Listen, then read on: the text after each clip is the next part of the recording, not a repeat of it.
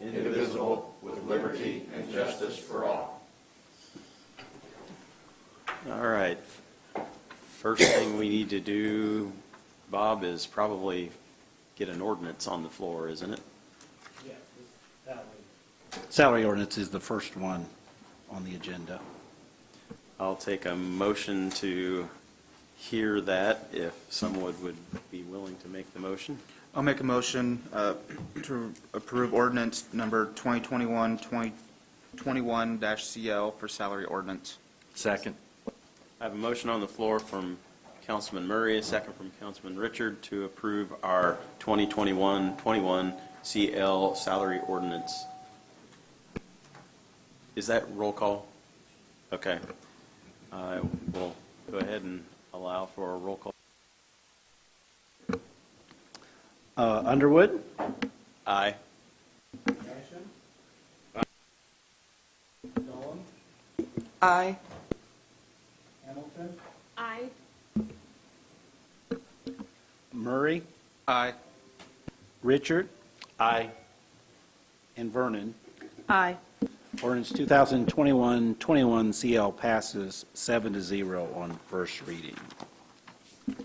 Next, we have our ordinance for the actual budget, our Tippecanoe County budget. I'll make a motion, we approve ordinance 2021-22-CL for the Tippecanoe County budget. Second. I have a motion on the floor from Councilman Murray, a second from Councilman Richard, to approve the ordinance 2021-22 CL Tippecanoe County budget as presented. Well, roll call. Basham? Aye. Dolan? Aye. Hamilton? Aye. Murray? Aye. Richard? Aye. Vernon? Aye. And Underwood? Aye. Ordinance 2021-22 CL passes 7-0. And then next, we have our ordinance for the solid waste district budget. Make a motion, we approve ordinance number 2021-23-CL for the solid waste district. Second. I have a motion on the floor to approve the ordinance 2021-23 CL solid waste district budget as presented. Roll call. Dolan? Aye. Hamilton? Aye. Murray? Aye. Richard? Aye. Vernon? Aye. Underwood? Aye. And Basham? Aye. Ordinance 2021-23 CL passes 7-0 on first reading. And next, we have the ordinance for Little Weaw Conservancy budget. Make a motion, we approve ordinance 2021-24-CL for Little Weaw Conservancy District. Second. I have a motion on the floor from Councilman Murray, a second from Councilman Richard, to approve ordinance 2021-24-CL, the Little Weaw Conservancy on first reading as presented. Roll call. Hamilton? Aye. Murray? Aye. Richard? Aye. Vernon? Aye. Underwood? Aye. Basham? Aye. And Dolan? Aye. Ordinance 2021-24 CL passes 7-0 on first reading. And I think the last one is the Records Perpetuation Fund ordinance on first reading. Make a motion, we approve ordinance 2021-21-25, the Recorder's Perpetuation Fund. Second. I have a motion on the floor from Councilman Murray, a second from Councilman Richard, to approve ordinance 2021-25-CL Records Perpetuation Fund appropriation on first reading. Roll call. Murray? Aye. Richard? Aye. Vernon? Aye. Underwood? Aye. Basham? Aye. Dolan? Aye. And Hamilton? Aye. Ordinance 2021-25 CL passes 7-0 on first reading. Okay, thank you very much. As might be noted, those are all just first reading, so we'll obviously be making changes to all of our budgets and revenue estimates as we move through the process, but we have to do that to get them all on the floor. So just a little explanation. So overview of the budget process. Bob, would you want to go through that? First, I guess I'll start by hitting my button, or Kaylee hitting my button. On page 1, I believe, of the book is, if you want me to go through some of the summary stuff, we had a $5.9 million increase over the 21 budget, which is 10.9%. The general fund revenue estimates are about the same, so that makes that a little bit more challenging. The commissioners recommended a 6% pay increase, and that, of course, goes along with 0% pay increase for 2021. So the 6% is, basically 3% each of those 2 years. And we did have more cash that was put into the general fund. Once we started into 2021, we were not aware, and it was a little ways into it when we was determined that some of the CARES money could be used for some of our existing salaries for the Sheriff's Department, the Health Department, those sort of departments. And so that was part of the reason why we had the no pay increase for last year, thinking that was going to be a problem with reduced income taxes. And the income taxes, talking about that, there was a change to that where the governor extended the time period for income taxes, where it was a 14-month collection period for what we received in 21 and a 10-month collection period for what we receive in 22. Just in 22, there will be a county election, and in 21, of course, there is no election, and in 20, of course, we had a presidential election, so it is kind of difficult to compare the election budget from year to year with big swings on what we need the money for. Superior Court 7, they start operation this year. Probation officers, those salaries are not determined by, the increase is not determined by the commissioners, that is determined by the state. And there is a 2.5% increase in 21, and now there's a 1.5% increase for 22. So those increases are not what the other departments received, but they did receive more in 21. And then we have a few employees whose salaries are a percentage of the judges and the prosecutor, that being the sheriff, the public defender, and the chief deputy prosecutor, or chief deputy public defender.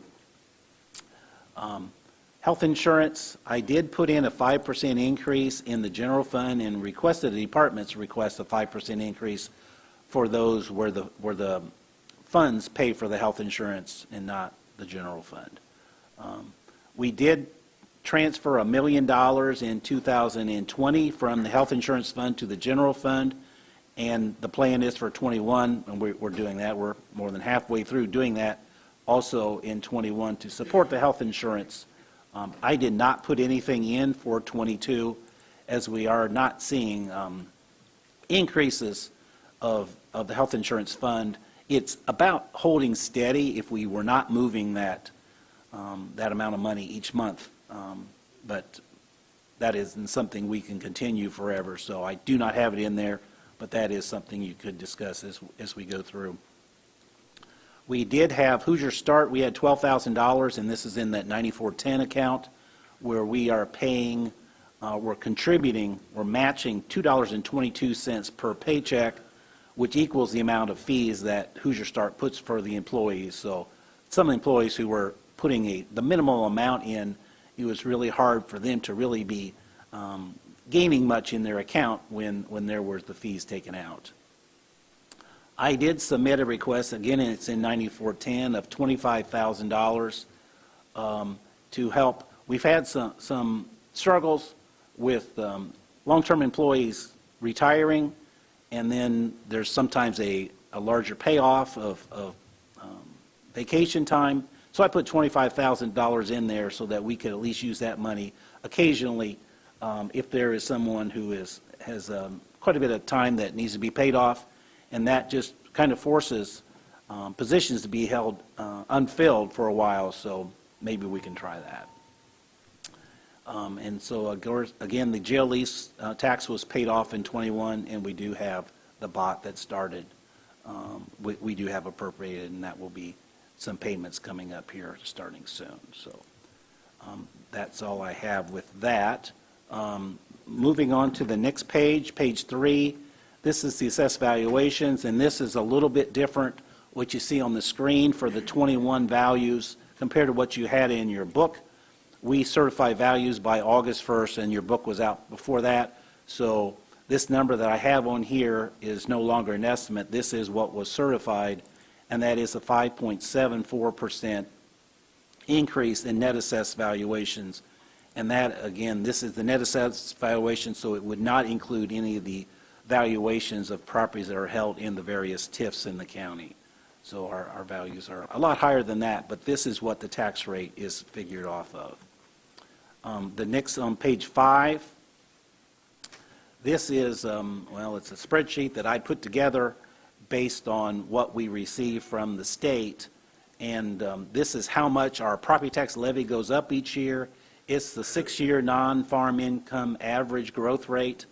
And in the yellow here, I've got the 6 years, and from 19 to 20 was a large increase of 5.9%. So overall, the 6-year average went from 4.2% for 21 to 4.3% for 22.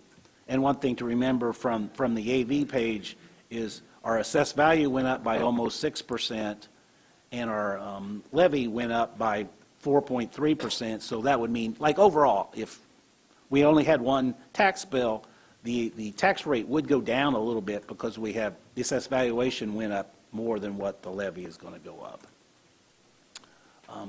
The next page, on page 6, this is what, it's basically the 16-line statement that we have to go by. The first part is the way the state does the calculations, and our budgets are an 18-month budget starting July 1 of the current year through December 31st of the following year.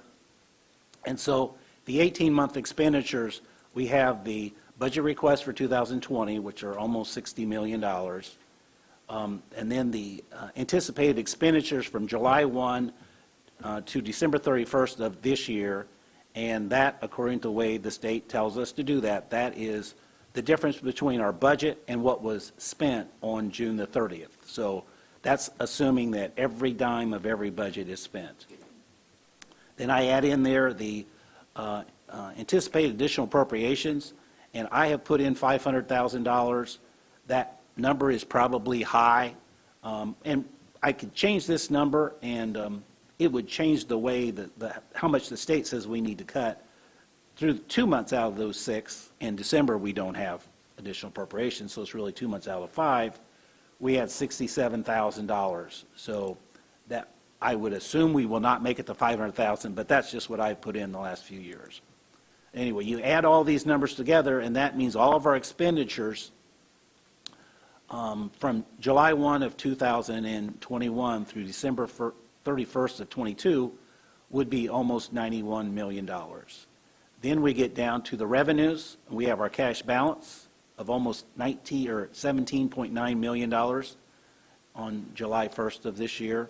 The property taxes, which we estimate to be collected, which is the difference between what we budgeted and what we received at the June settlement.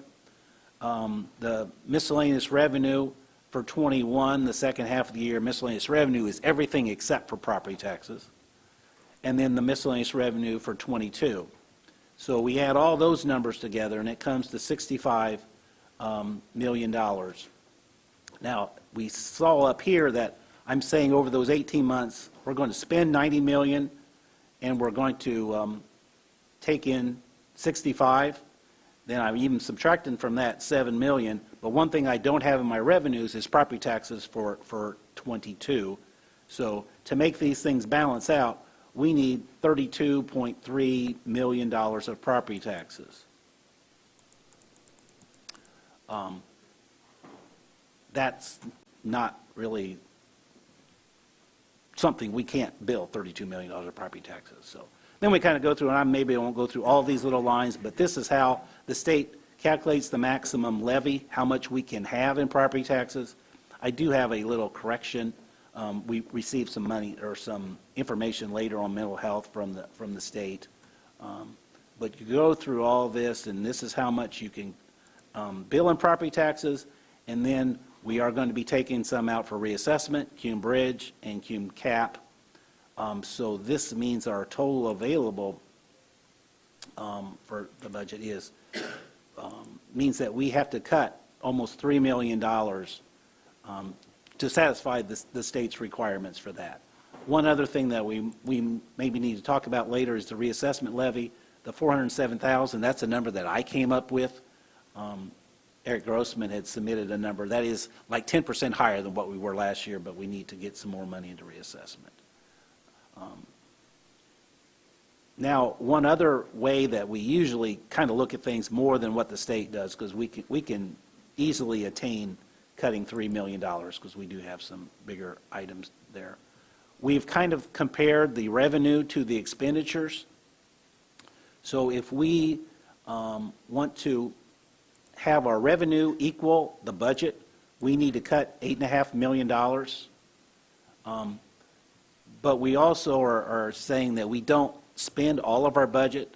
So if we spend only 97% of our budget, we need to cut $6.775 million, and all the way through. What we have normally gone to the 96%. Our cash balance is a lot higher July 1 of 2021 than it was 2020 because of putting quite a few $1 million of CARES money in there. So I'm kind of using the assumption if we made it to 93% this year, that would probably be something that when you're looking over a couple years that our cash balance would still be in good shape if we could cut the $4.3 million. We have done 93%. We did that back in 2015. We did have our budget being 93% of our revenue. So, and I did the same sort of thing to cume cap and to reassessment funds. That's on pages 8 and 9 of the book. And with my numbers I have now on both of those funds, we do not have to cut anything for the state to approve the budget. But with cume cap, we are still having a little bit more of an issue. You know, we want to have more money in there than what we do, but we are within the limits. A year ago, we had to cut some, but this year it doesn't look like we really need to do that. And the same with reassessment. That and $353,000 is the levy that Eric had proposed, and we may want to have a higher number than that, and I assume we can talk about that at a later time.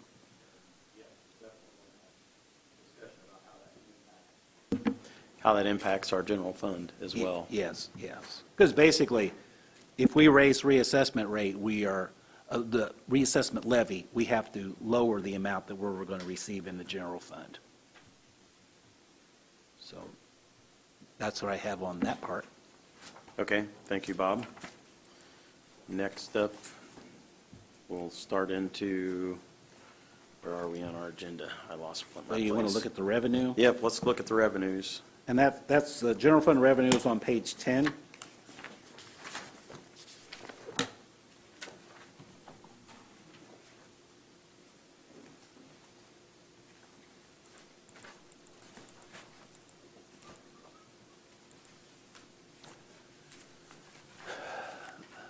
The first line is property taxes. This is how I am calculating the levy. This up here, this top part here is historical, actual information as far as what is the levy that the state tells us we can have. And so they now have said the levy would go up by 4.3%, and that is for the various funds put together.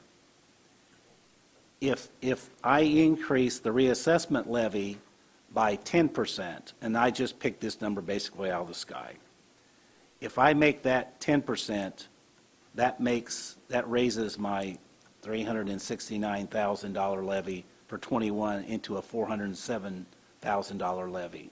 And I do some rounding, so my levy change is higher than 10%.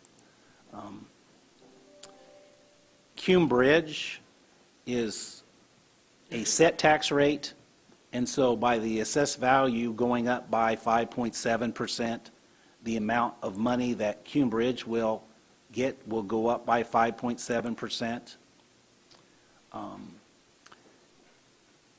And over here, I have the levy being the total that we are going to collect in property taxes.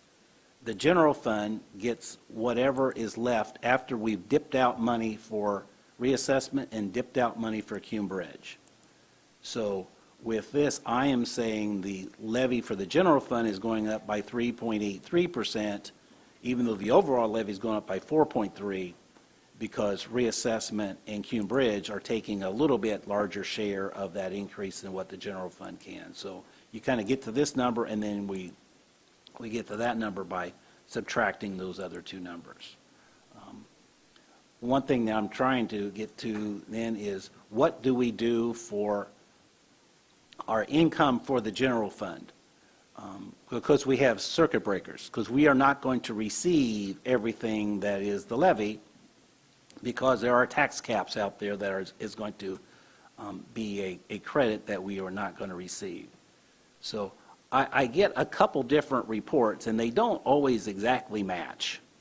The 1782, which is a notice we receive from the state when we get the tax rates, they estimated for 21 that our tax cap credits would be about $1.5 million for the general fund.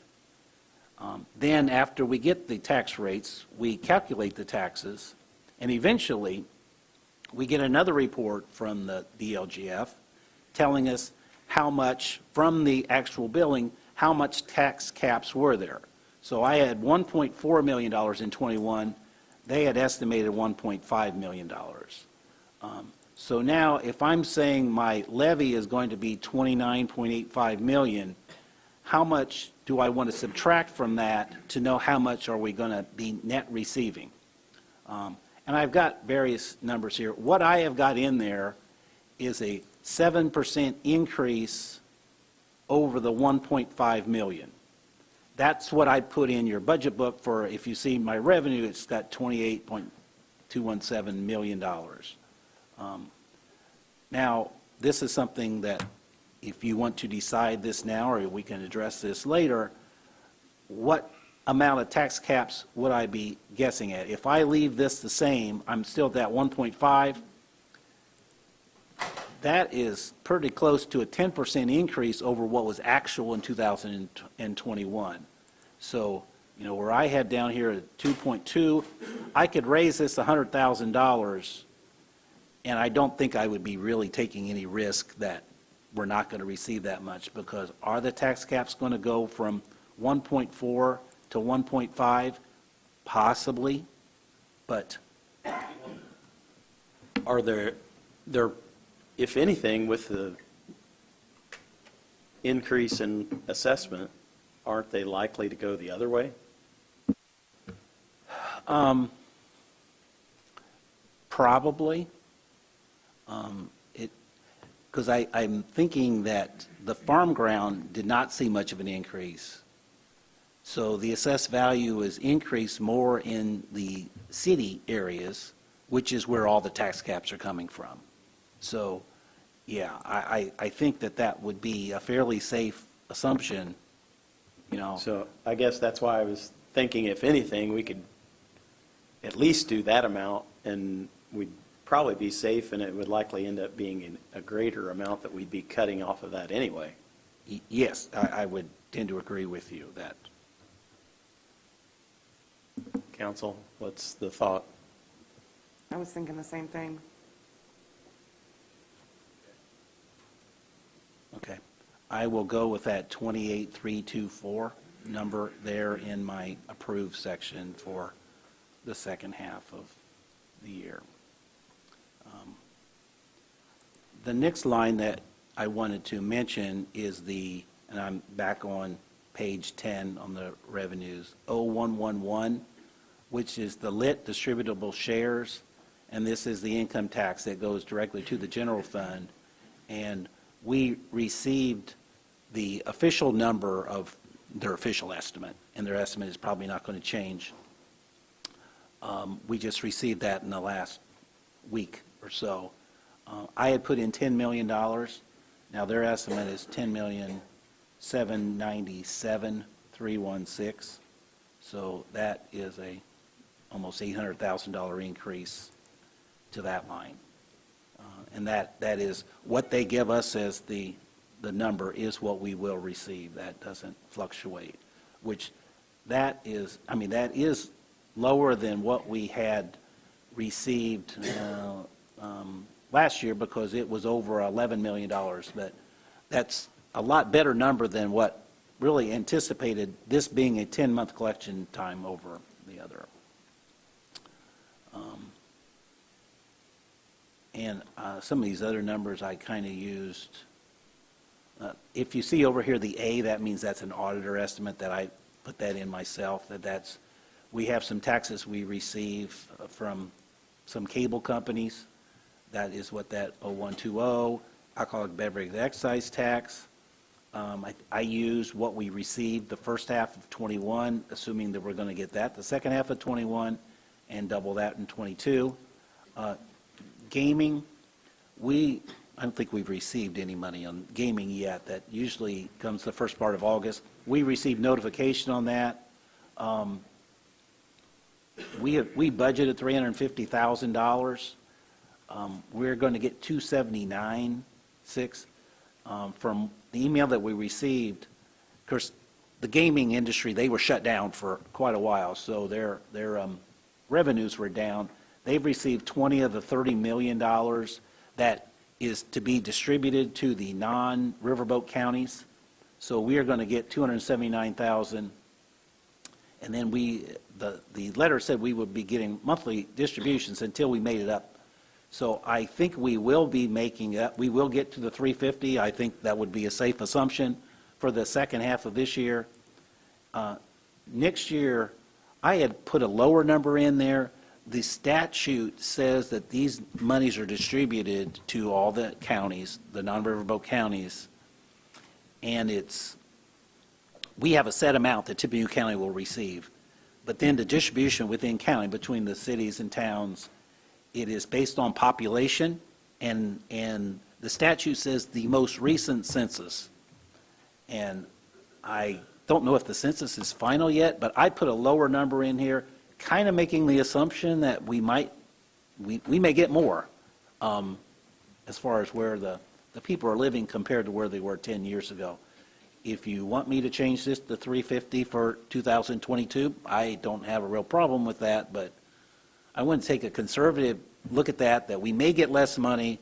West Lafayette has done a large annexation in the last 10 years, so their population is going to go up some. We might have lost some because of that annexation, but we have a lot of new subdivisions that are in the county too. So, What's the thoughts of the council? My opinion is keep it at 332, just as a budgeting standpoint. But I'm just one person. Yeah, as a safety. Okay. Any other input? Leave it at 332. Okay. Just leave it. Okay.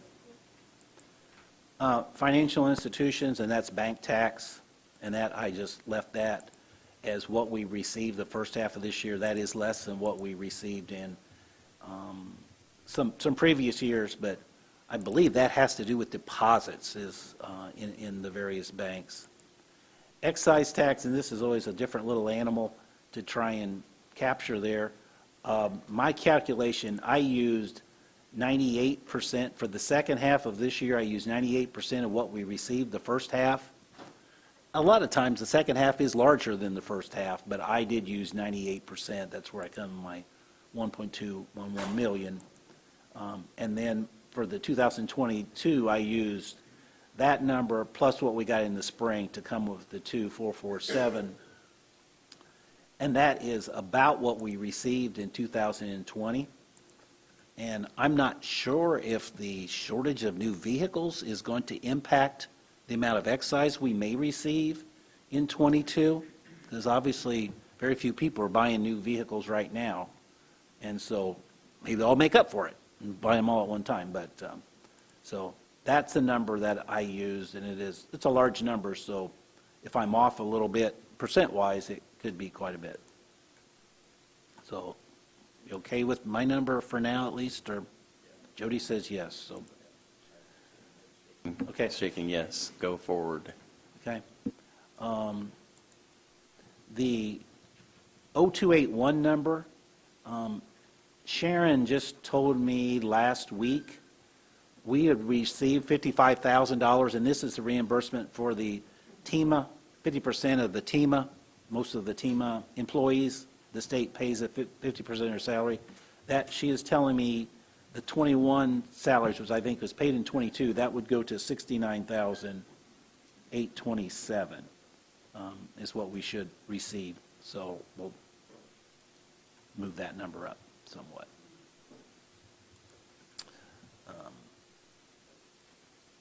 And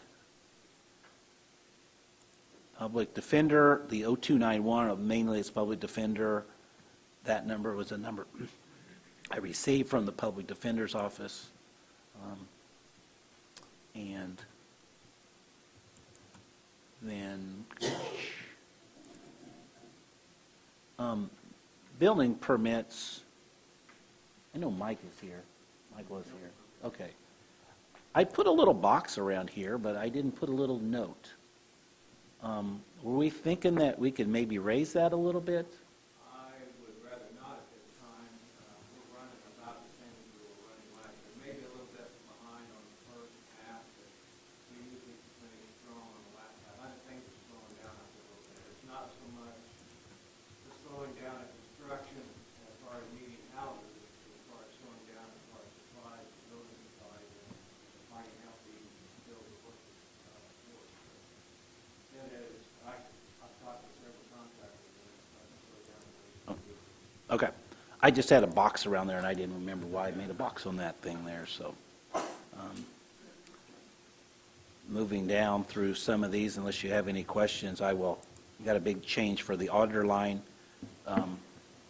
We do have some It's double. $25 fees. I'm going to That's a raise big, that. big change on Yeah, a I'm gonna percentage say, yeah, basis. because we've though. received 50 already the second half of the year, so I'm going to, that should put us over the top there. That, yeah. Now, going down a couple lines from there, under the recorder, 0403, I don't know if Shannon is, she's here. I just talked to her about this yesterday, and we came up with some numbers. If you want to sit down and push the button, the red button.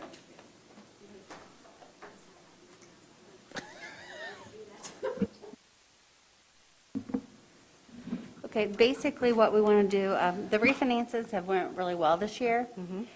So we would like to raise the end of the last 6 months to 200,000 of income. And then for 2022, raise our income to 400,000. And that's the only changes we have at this time. And we have massive amounts of deeds that are being recorded now, and how long that's going to continue is really kind of a guess. But we did for July, we had $43,000 that she turned over to the general fund and $40,000 in August. I mean, if you have $40,000 a year, that's $480,000 for the year, but that would be with the assumption that things aren't going to really change. Right. Maybe they won't, but. Okay, thank you, ladies. That's it. That helps. Okay, thank you.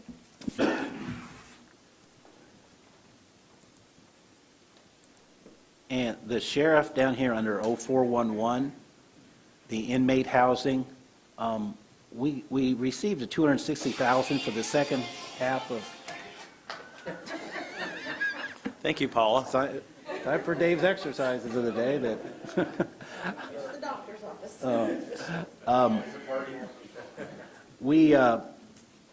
we receive a big check from the state for inmate housing, and we have received that since the second half of the year started, so I'm going to change this to 574, 764, which is what we have received right now. And I don't know if you need the sheriff to talk at all about the revenue for 22.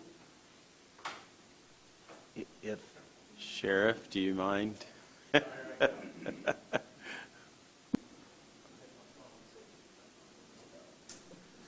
that a phone a friend? Are you bringing your phones so you can phone a friend? I mean, some people don't turn their phones off. So we were just, I wish I would have known that. I would have been texting her phone. No, for 2022, we're just talking. The person that can help us with this has been out of the office. So I have Tom looking into it. I haven't received anything from the DOC. I'm going to assume it's probably going to be higher, just because they haven't been taking any inmates. We've been holding, in a sense, more than we normally do, but I can't give you a number because they haven't sent us anything. Much like the gun permits, they're supposed to be doing a formula and tell us, and they haven't told us anything. Which, based upon what we've seen so far, you'd think, The gun permit should be pretty high. yeah. So between those two, we ought to be It should seeing go, yeah, there something. should be an increase. Right. So what were you thinking, Bob, as far as a number you were thinking we could?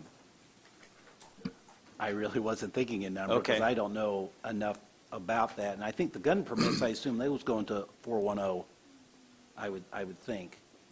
But that number is a lot higher than what we had before, so something was built into that number to start with, because we only had, Oh, why the number's so much 335? higher for this year? yeah. Would go But back to what you last year. submitted for when- 22 was a lot higher than, Yeah. so I'm not sure we want to maybe mess with those numbers at all. So you're saying, Sheriff, what leave is them the alone? population now of the jail? It's probably about 430, I'm guessing. I didn't look this morning.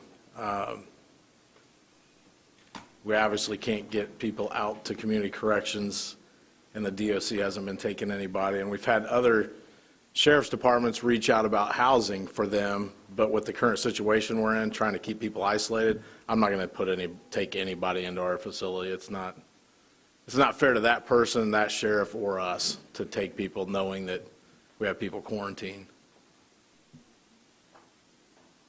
So, as it holds 603, and it hasn't been as full because of COVID, but again, people are staying there longer instead of, the level 6s being sent to DOC, they're staying with us, and level 5s and so on and so forth. They just haven't been taking anyone.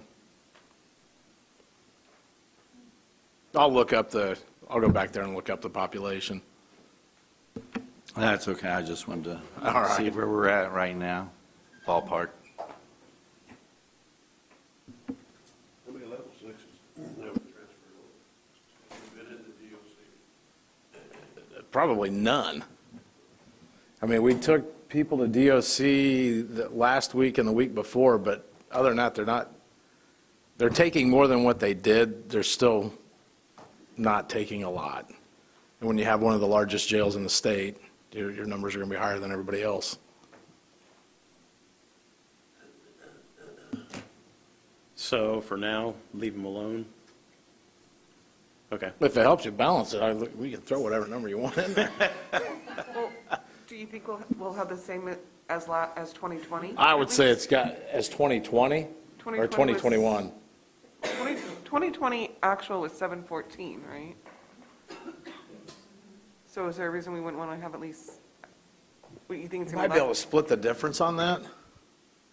And I'm not opposed to holding for the other sheriffs as long as we don't have issues in our jail. And we've all agreed not to give each other infected inmates, if you will. I don't want to say problems, but infected inmates. We've all discussed amongst ourselves we're not going to do that to each other. It would help our revenue, but what's the cost of getting everybody sick?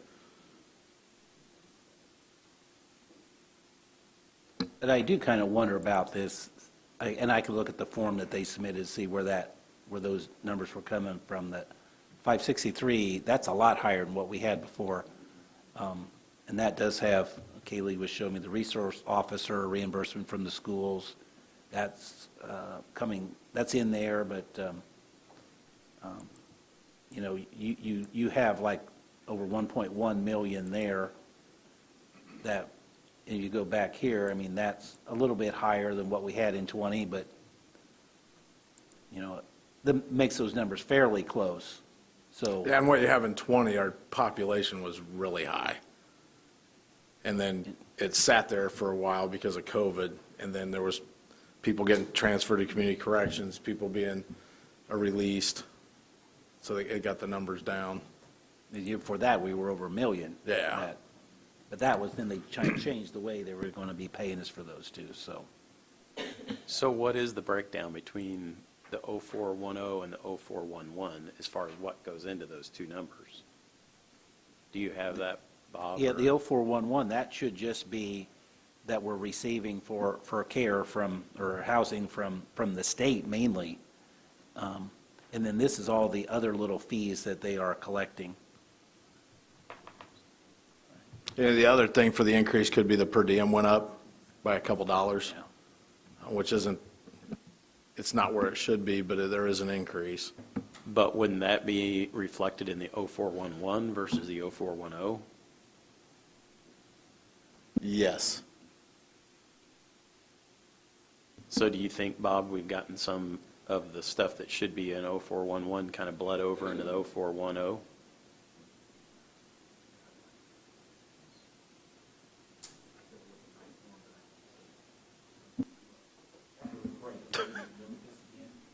Sheriff, what is the current per diem the state's paying? How did they up it to? We just had a conference about it too, and they were going to up it another, I think, $2.50. It may be like $42.50 a day, and they were going to up it again. 20, I can't remember exactly what it is. I'll look it up, but it was changing. So bottom line, it looks like the total between the two is relatively close Yeah. to what the total should be, but it's whether or not we've got the distribution between the two correct is probably more the question at this point. Okay. Unless I hear strong pushback from council, we'll just move on and hope to get it figured out which way it should be.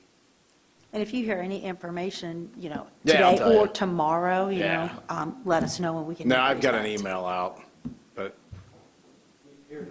I did get the fees up. This is where, and it breaks it out between the 411 and the 410, and then we've got some other little fees in there too, but, so for 22, well, what's sheriff personal fees? That's 320,000? I have no idea what that is. Well, Is that looks for like the you drawing? signed this, I so you signed should it. know. I'll be darned. Is it too early to talk about the helicopter? I was wondering if that was Or is the it because helicopter. it's personal? It's personal, Yeah, I can't okay. tell you. It's just in your budget. All right. Well, that's where this number is coming from now. Yeah. It goes from 16 to 320.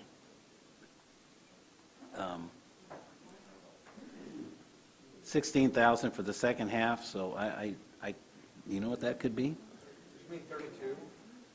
I wonder if that is supposed to be Supposed to be at 32. 32,000 Yeah. versus 320. So That's why now we we can't have talk these about that. educational It's a little people short. back here Yeah, at least hope. Just a little. Yeah.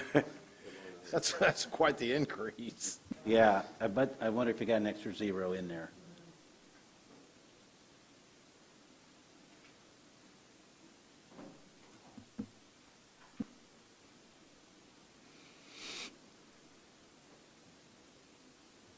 So, I mean. Yeah, because if that were the case, then We that need to would lower bring this that quite one a bit. down to more like where it had been, but then we'd need to discuss the 411 amount of whether or not it needs to be up to where it more traditionally has run. Because then we probably should lower this one like about $300,000. Sounds like it. Which would be more in line with where it has been.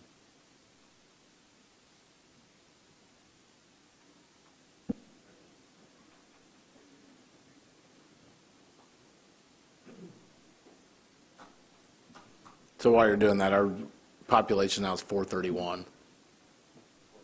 431, there's 21 waiting to go to DOC.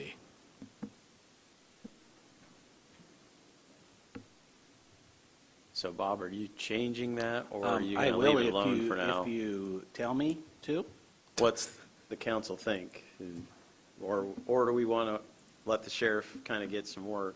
I would, again, the Feedback on person that that. has that, they're out of the office. Okay. Do you think today or tomorrow you'll get? I know it Response. definitely won't be today. Won't be today. I think we should switch it down to what we think is reasonable, the 32 instead of the 320. Because I can't imagine anything being that kind of an increase, or what it would cover. No idea.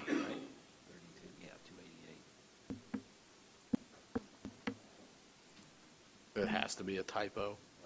Yeah, I it would would, for it would now- make more sense that it's a typo. If we cut the difference, which would be about $288,000, that would be a estimated revenue of $275,852. Bob got it. Yeah, you got it. That seems like a place to be at least right now. That seems more reasonable. Yeah. Then the Then part maybe this that we number. probably need to discuss more accurately is whether or not the 411 is at the right level. And if we split the difference on that one between the 700 amount, 714 from 2020 actual, and the current one, you're looking at roughly $652,500. So raising that about 61.5. Again, splitting the difference between what's currently there and that top mark of 714, just to throw numbers out there.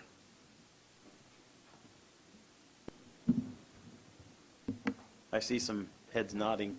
I'll just Yes. put Yeah, 650. sounds good. Okay. Sheriff, are you okay with that?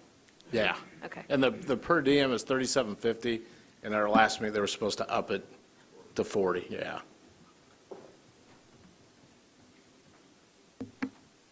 If we're okay, we'll move on with those numbers in place for now. Okay. Thank you, Sheriff. All right, moving on down the line here.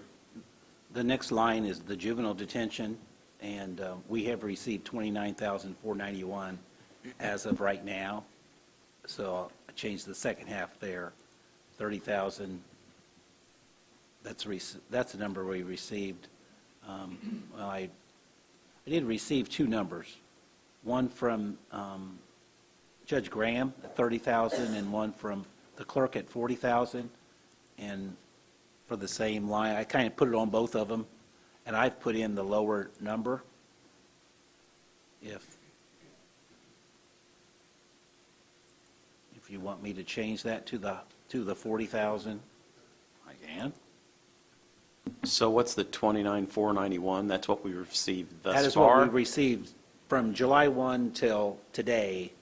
So this is for the end of the year. So that is, I will receive at least that much money, because I've already received that much money Okay. the second half of the year. Now, I could make this number higher than that, because probably we're not done receiving money. Well, that was my next question, was how much do you think we'll likely see through the end of the year?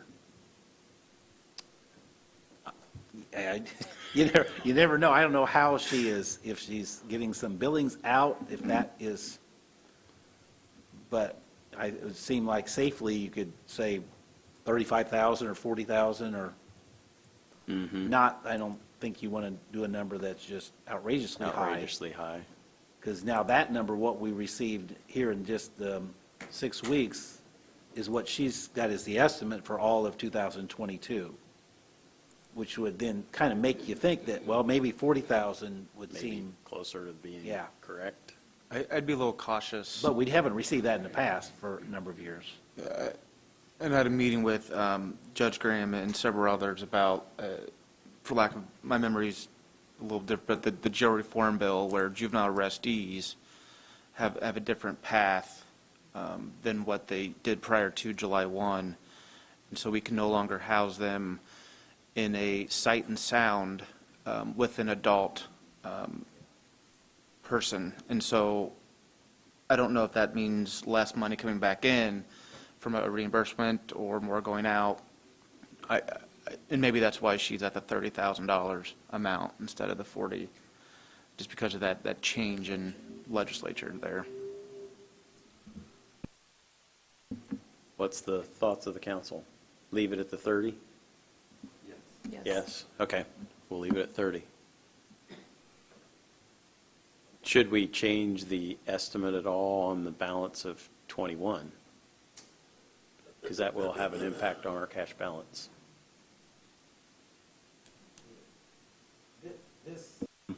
If I change this number, this helps in the DLGF calculation, but, you know, this is almost kind of funny money. You can make it whatever you want and then change what we're really going to receive.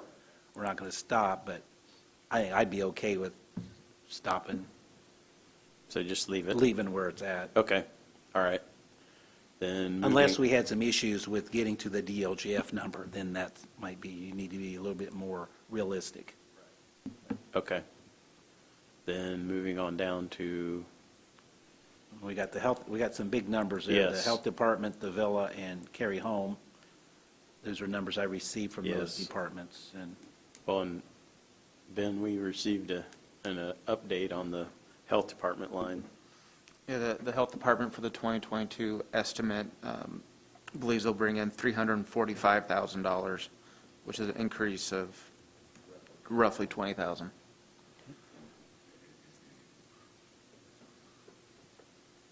This would be through additional vaccines that they're giving that they didn't a year ago for the annual vaccines due to the shift in focus.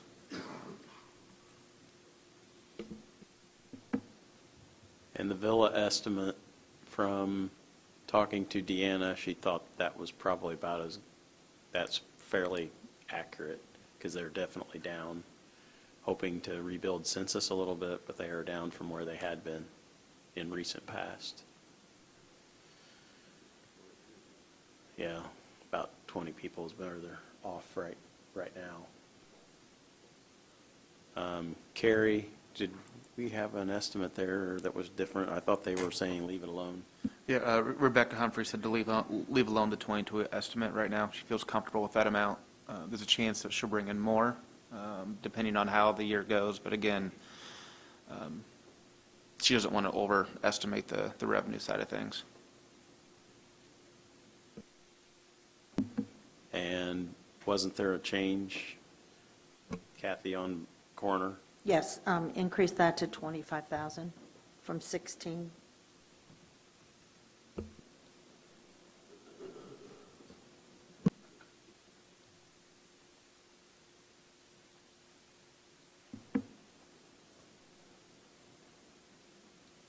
And we didn't have any changes for fairgrounds or parks, did we?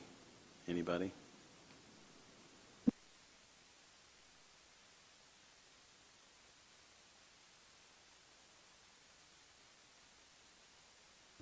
Any others on the income side? There wasn't anything else that you had, Bob, on down the line, did you? In that section, I don't believe there were any other changes that I'm aware of, unless someone else has something noted. So on down, I guess we're down to interest. Yeah. Or court, any of those kind of fees. if Ms. Weston wanted to say anything, or she said to add 45,000 and 75,000 to the two columns, based on some of the money from the American Recovery being distributed to the general fund and not held within that fund. Jennifer's giving me the nod, yep. So,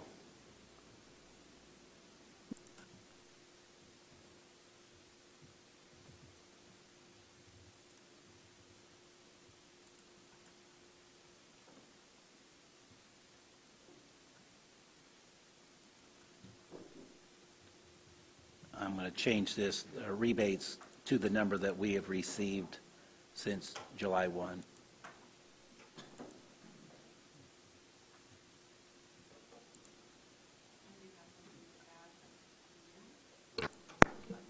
I did? Oh, the $2,500 from the innkeeper audit or collections, I don't know where you would add that, but I don't think that's built in anywhere because that was approved after budgets were submitted.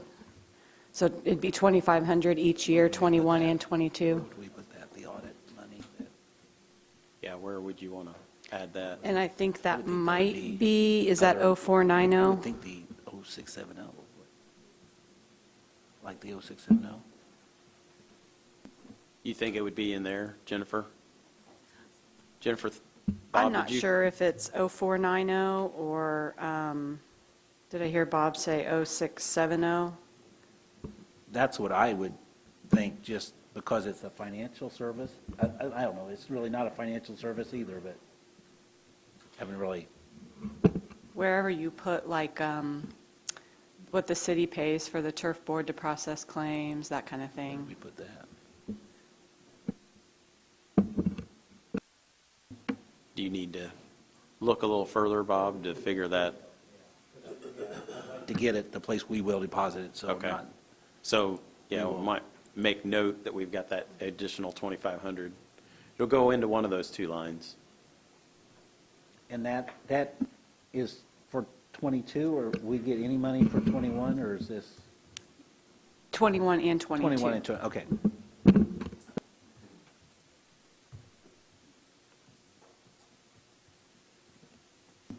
So I think that's all the adjustments that we'd have at this point, isn't it? The only thing that I had noted here yet was under the 0761. This is where we had the $1 million from the health insurance, and I guess we want to go with the assumption of no for now. And this is also the line that I would say, if we want, and I'm not sure you want to make this decision now, but if you want to move any money from the lit rainy day fund, we have like $3.4 million there, and that was going to be for reductions in income taxes. And I just looked at the 21 income taxes compared to what they told us for 22. If we did have a 5% increase, which is pretty much the norm for us, we'd have $500,000 more. I'm not sure how many years you want to keep this money in this lit income tax rainy day, but if you want to put some money in, I would be putting that to 0761.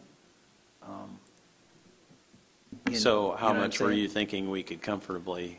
Well, I would say if you just want to say the loss of income taxes, I would say it could be $500,000, but we have $3.4 million in there.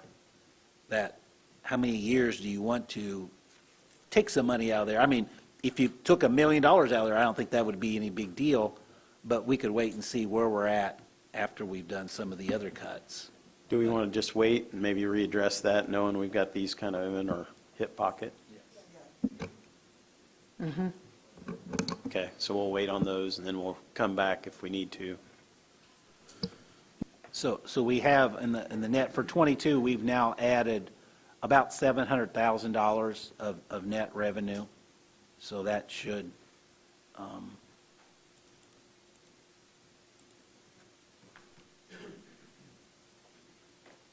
my numbers over here would be more reflective of, these numbers are less than what they were before from making those changes, because it would be a combination of that. And so the state number would run from 2.9 to 1.8 million, so. If we're at the 93%, we're at 3.5. Yes.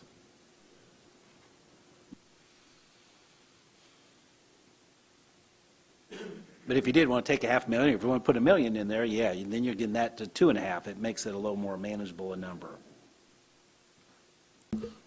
Bob, for the 2020, I mean, if you can project out the next 2-3 years from an income tax revenue standpoint, is the state going back to 12-month collections, and you anticipate more of a return to the anticipated revenue stream in the future years? That's what we've been told, yes, that it was just last year and this year would be the time periods that would be adjusted. So from a holding that money for a future need, from a budget standpoint, due to a loss in revenues, you don't anticipate anything in the 23, 24 years? You would hope in '24 at least that we should be back to post-pandemic. I would certainly hope that we should by that time. Okay, so maybe there might be a little bit of 23, but by 24, you feel fiscally as best as we can project out. Yeah. We're back to the normal routine of stuff. This money was intended to go into the general fund, and we just diverted it over there, so, Yep, okay. I'm not sure we want to just hold off on not doing this money. We might as well put it back over there kind of where it was intended to be. Probably more this year than, it should be, this should be the highest year and then work our way down the line, but whatever the pleasure of the council is. Okay. And this year is on a 10-month collection? 22. Yeah, 22 for what we're budgeting for now.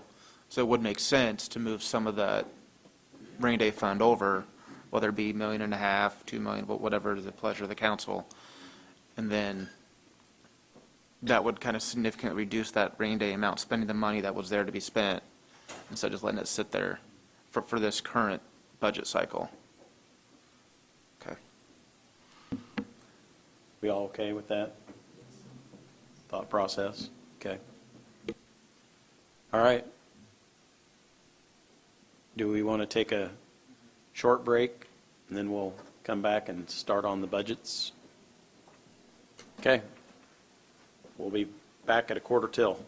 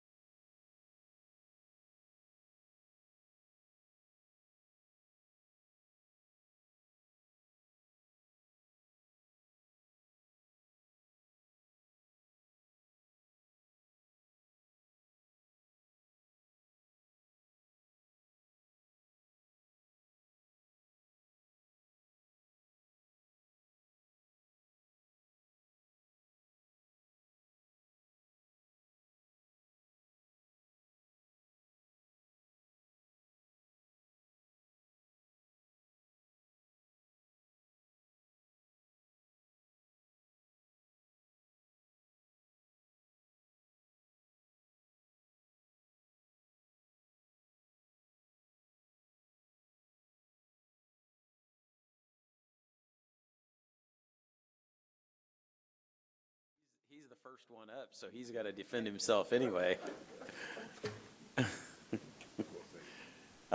We're on page 13, if you're following along in the hymn book.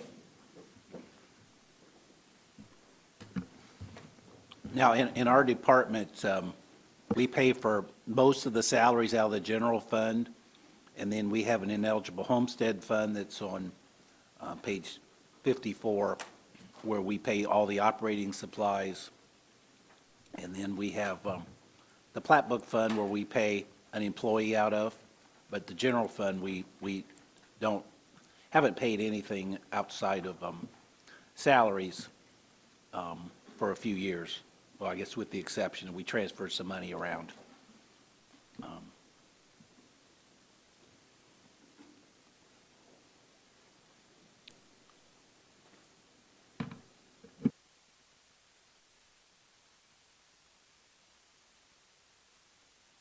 Page 54. Well, I didn't, yeah, I was looking at 54 and I'm like, I don't think that's the right page.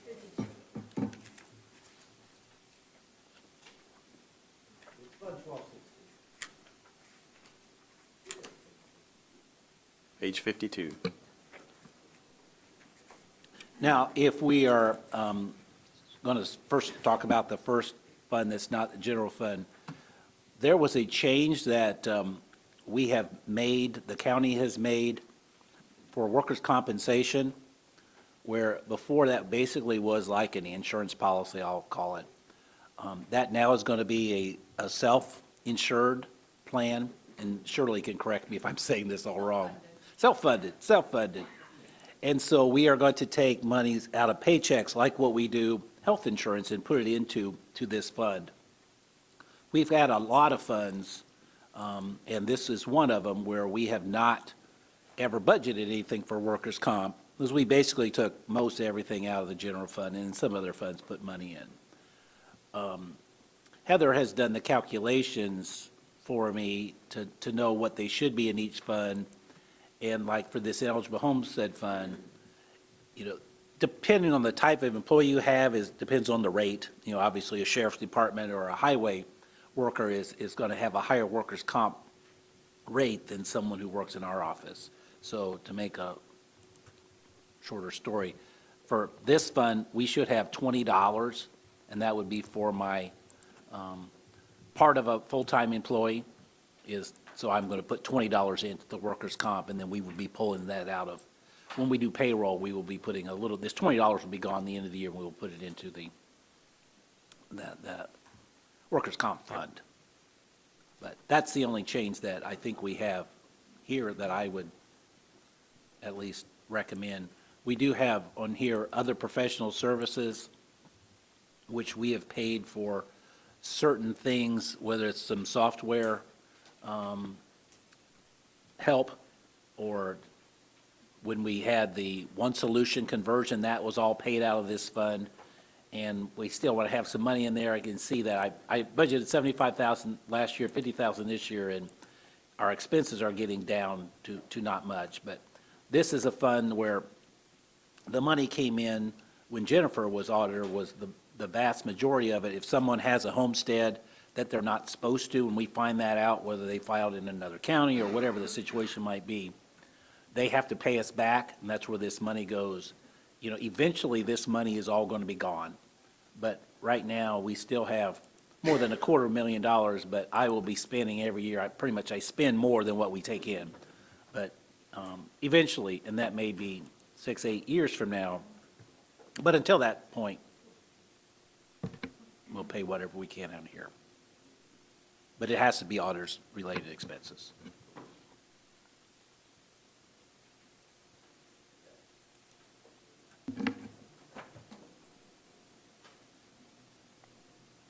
So nothing changes as far as general fund there, all employee expenses. Moving on to the treasurer. No changes there, or are there any?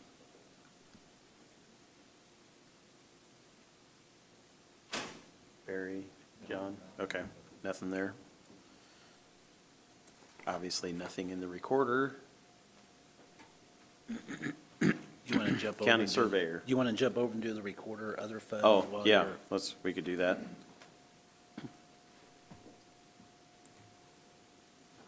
What page is that one on? 49 should be, is the recorder 49. perpetuation fund. And this is a fund by statute, does not require appropriation, but we do usually appropriate it just so that we have the numbers in the system, and so it can be a little help there. And another thing here I'll mention is again, the workers' comp. This is a fund where they have budgeted, and you can see they budgeted, and we've never taken any money out of there, but they budgeted 2,000, and I'm saying let's just lower that to 500. It looks like 445 is what they need, but I can lower that appropriation from 2,000 down to $500. That.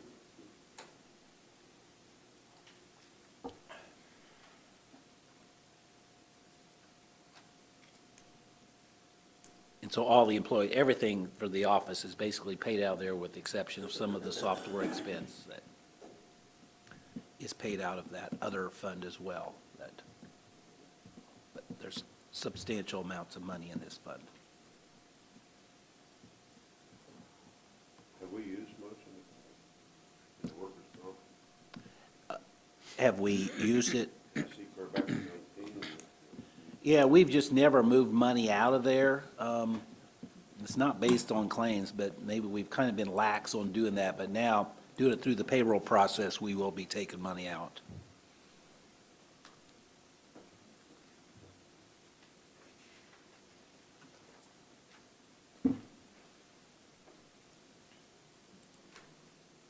Okay. Anything else on that one? If not, we'll move on to Surveyor.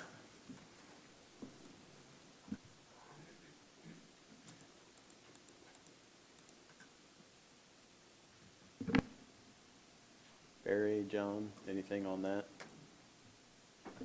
Yes, I believe Zach wants to come up and speak a little bit on this.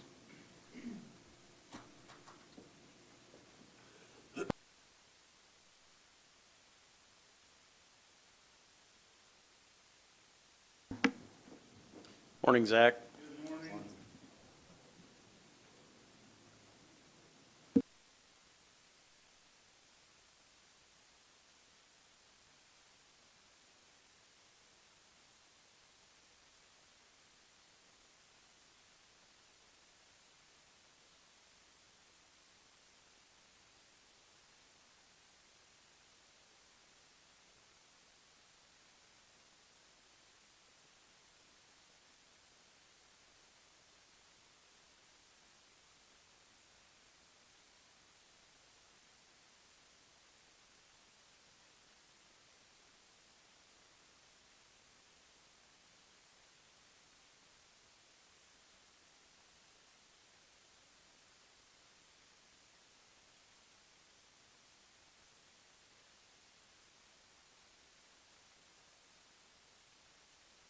Thank you, Bob. Again, Zach Beasley, Tippecanoe County Surveyor. We're talking about the county surveyor's budget and the drainage board budget, both general fund budgets. I'm happy to answer any happy to answer any questions on those. I think for the most part, just a quick overview. There's an increase for the 6% salary.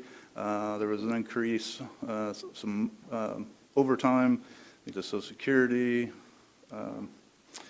There was an increase on the request on the engineering services for drainage review purposes.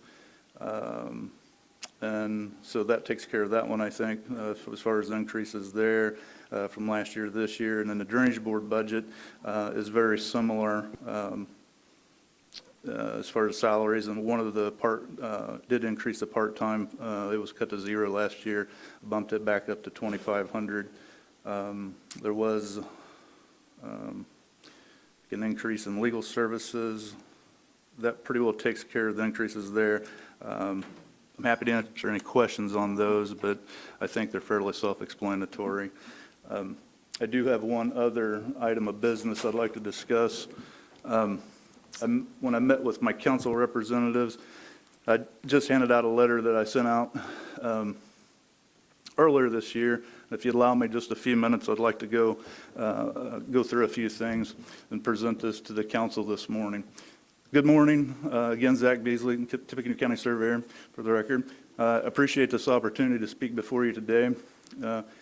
In 18 years of service for Tippecanoe County and 11 of those years as your county surveyor, I have not felt the need to make this request, but based off of the numbers that I'm seeing nationally at the state level and in our local market here in Tippecanoe County, I feel like that this needs to be presented at least for discussion.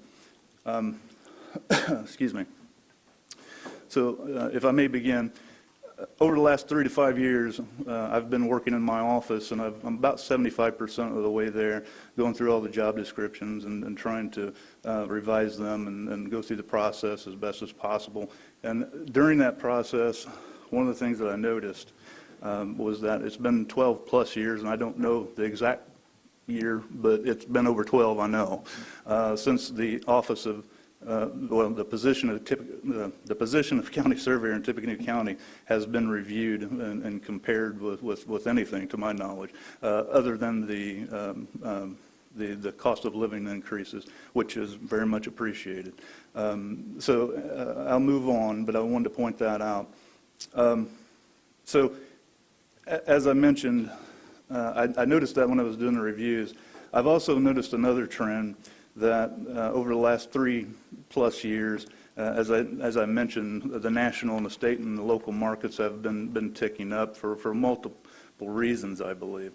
And I do want to say, kind of stop here and say one thing, because I want to make sure this is clear. Myself and my staff, and I think most employees, are very appreciative, and I want to make sure that's very clear.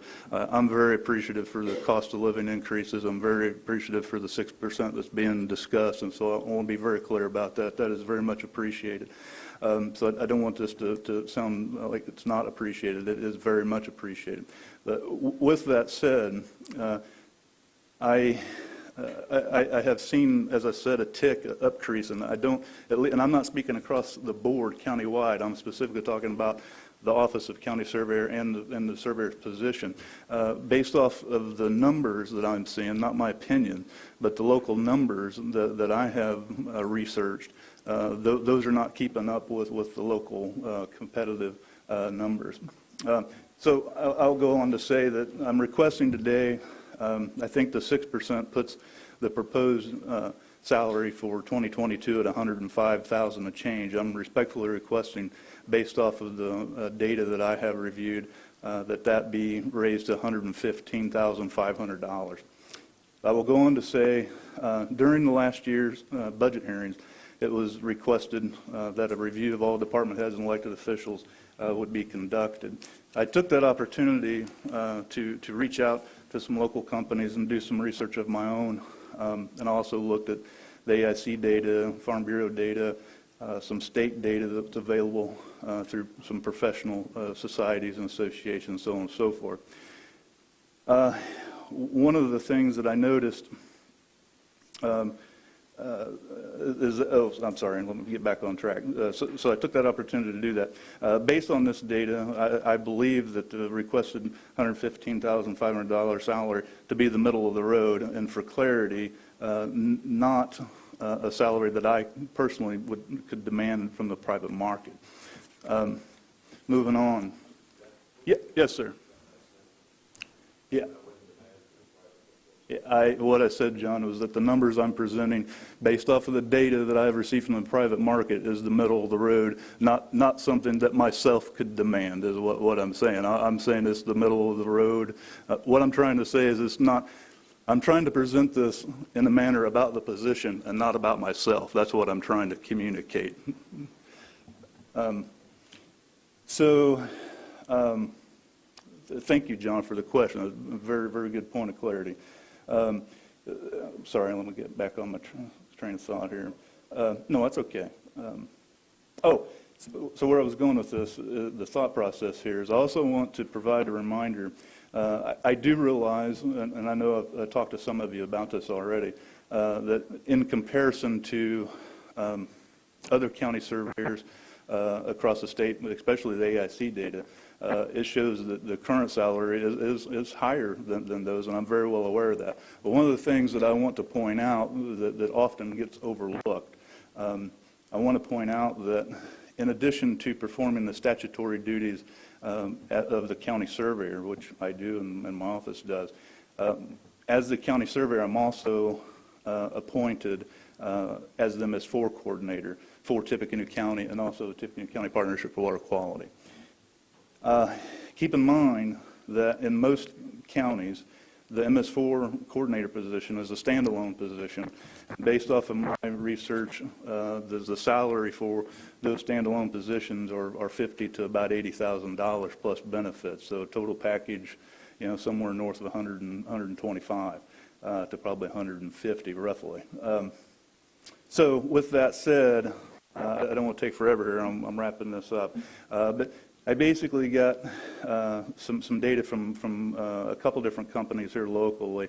I'm not going to name them, but let's say Company A provided an average salary for experience level, so on and so forth, of $112,000 with miscellaneous compensation and bonuses anywhere from $7,000 to $12,000. Company B has a range of different low and high salaries. The one that I feel is most applicable is the professional surveyor, licensed surveyor, the survey manager, department head, if you will. The high range on that is $115,500, and plus the bonuses, miscellaneous compensation, etc. So with that, let's see.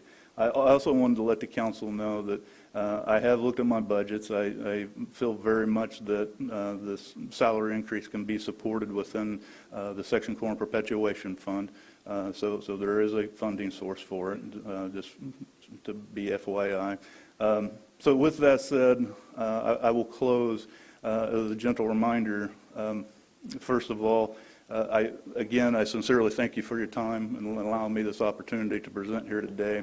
In my opinion, knowing that it's been over 12 years, I'm asking that a sincere, or I would appreciate a sincere review of the position, the request, and time and effort. And if I can answer any questions, I'm happy to do so. But again, thank you for your time. Like I said, I hope that for sincere review and approval, hopefully. Respectfully, Zach Beasley. I'm happy to answer any questions. Zach, I know one thing that we had our meeting that you indicated that your plan is to stay with our county for some time yet. Yes. And obviously, I'm very impressed with your office and the work that's been done, and I agree with you. After a period of time, we do need to take a look at those positions and kind of get them in line, so that way we keep the professionalism and the quality of what you're doing there. And I applaud you and your staff for the great work you're doing for Tippecanoe County. And I would support Zach getting the adjustment to make this in line with the others. So thank you, Zach.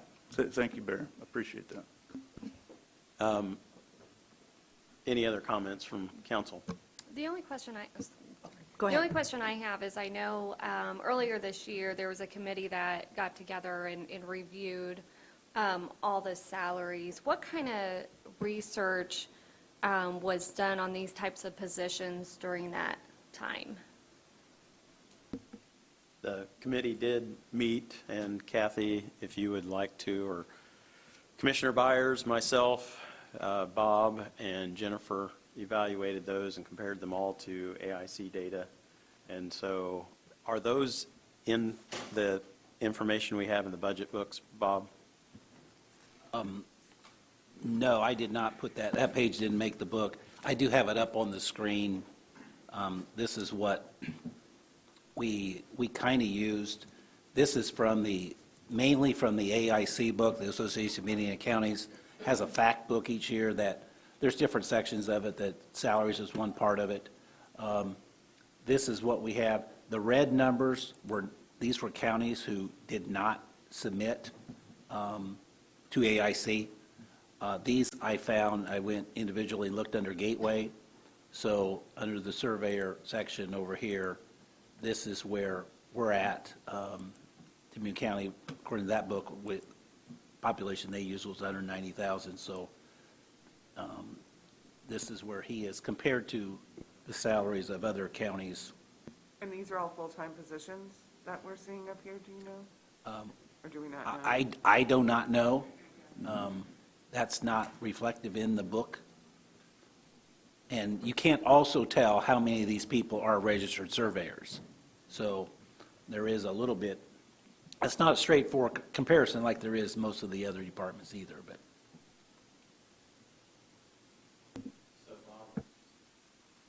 How were the salaries put in for each of these elected officials that we evaluated into the actual budget book?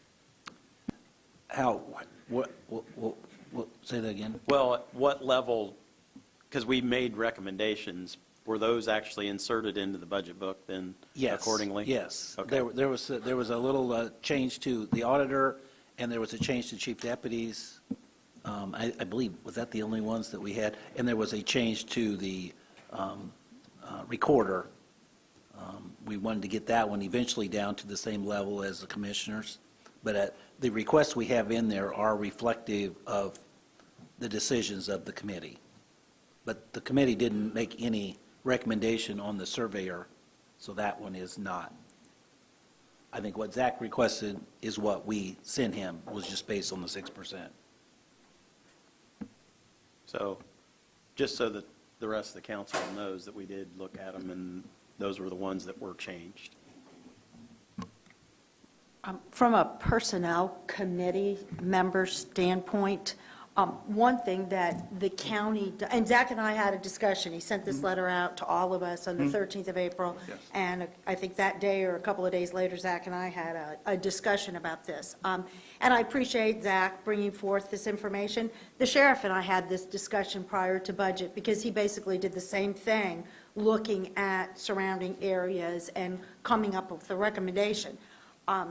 The problem with each department head making their own recommendation is that we hire Wagner, Irwin, Shealy as our consultant, and to look at all of our salaries and compare them throughout the state of Indiana, and also compare them to there's other factors, and I don't know all those factors. I don't even know if Shirley would know all the factors that our consultant uses to come up with our numbers so that we can set our salaries. And if we start going outside of those parameters, why do we have a consultant to work with?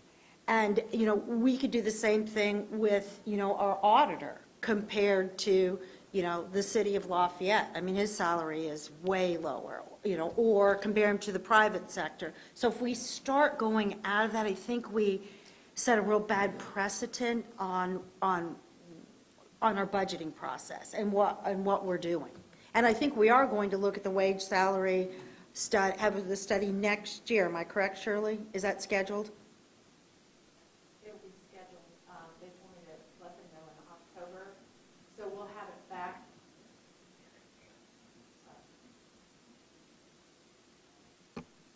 Okay. Yes, they told me to go ahead and order it in October. That way it will be back in time for next year's budget when we're budgeting for 2023. That would fall into the rotation. And I did pull up, well, Zach was speaking, just to double check my memory and recollection of that from the last time. They do look at the elected officials' salaries at that point in time. And they do, one of the things that they do is try to compare us with like entities. And then they do also throw in the surrounding area, like the cities, which those are actually a lot higher. So it kind of equals out when you're looking at, the other counties versus that. So we do try to go on not just the area, and they never look at private sector because we're comparing to government. Yeah, that's probably the biggest one, is that comparing to Government government to entities. government is a apples to apples, where we start going into private sector, you're comparing completely different entities. Correct. And the other thing that we don't have to give to them is actual job descriptions for the elected officials, and to indicate to them if that elected official is actually working full-time or part-time. With the other counties, a lot of them don't report that. They can get the wage, but like Bob said, even with the ASC book, some of them don't work a full-time schedule. And realizing that our employees are our greatest asset, and we do want to treat our employees fairly.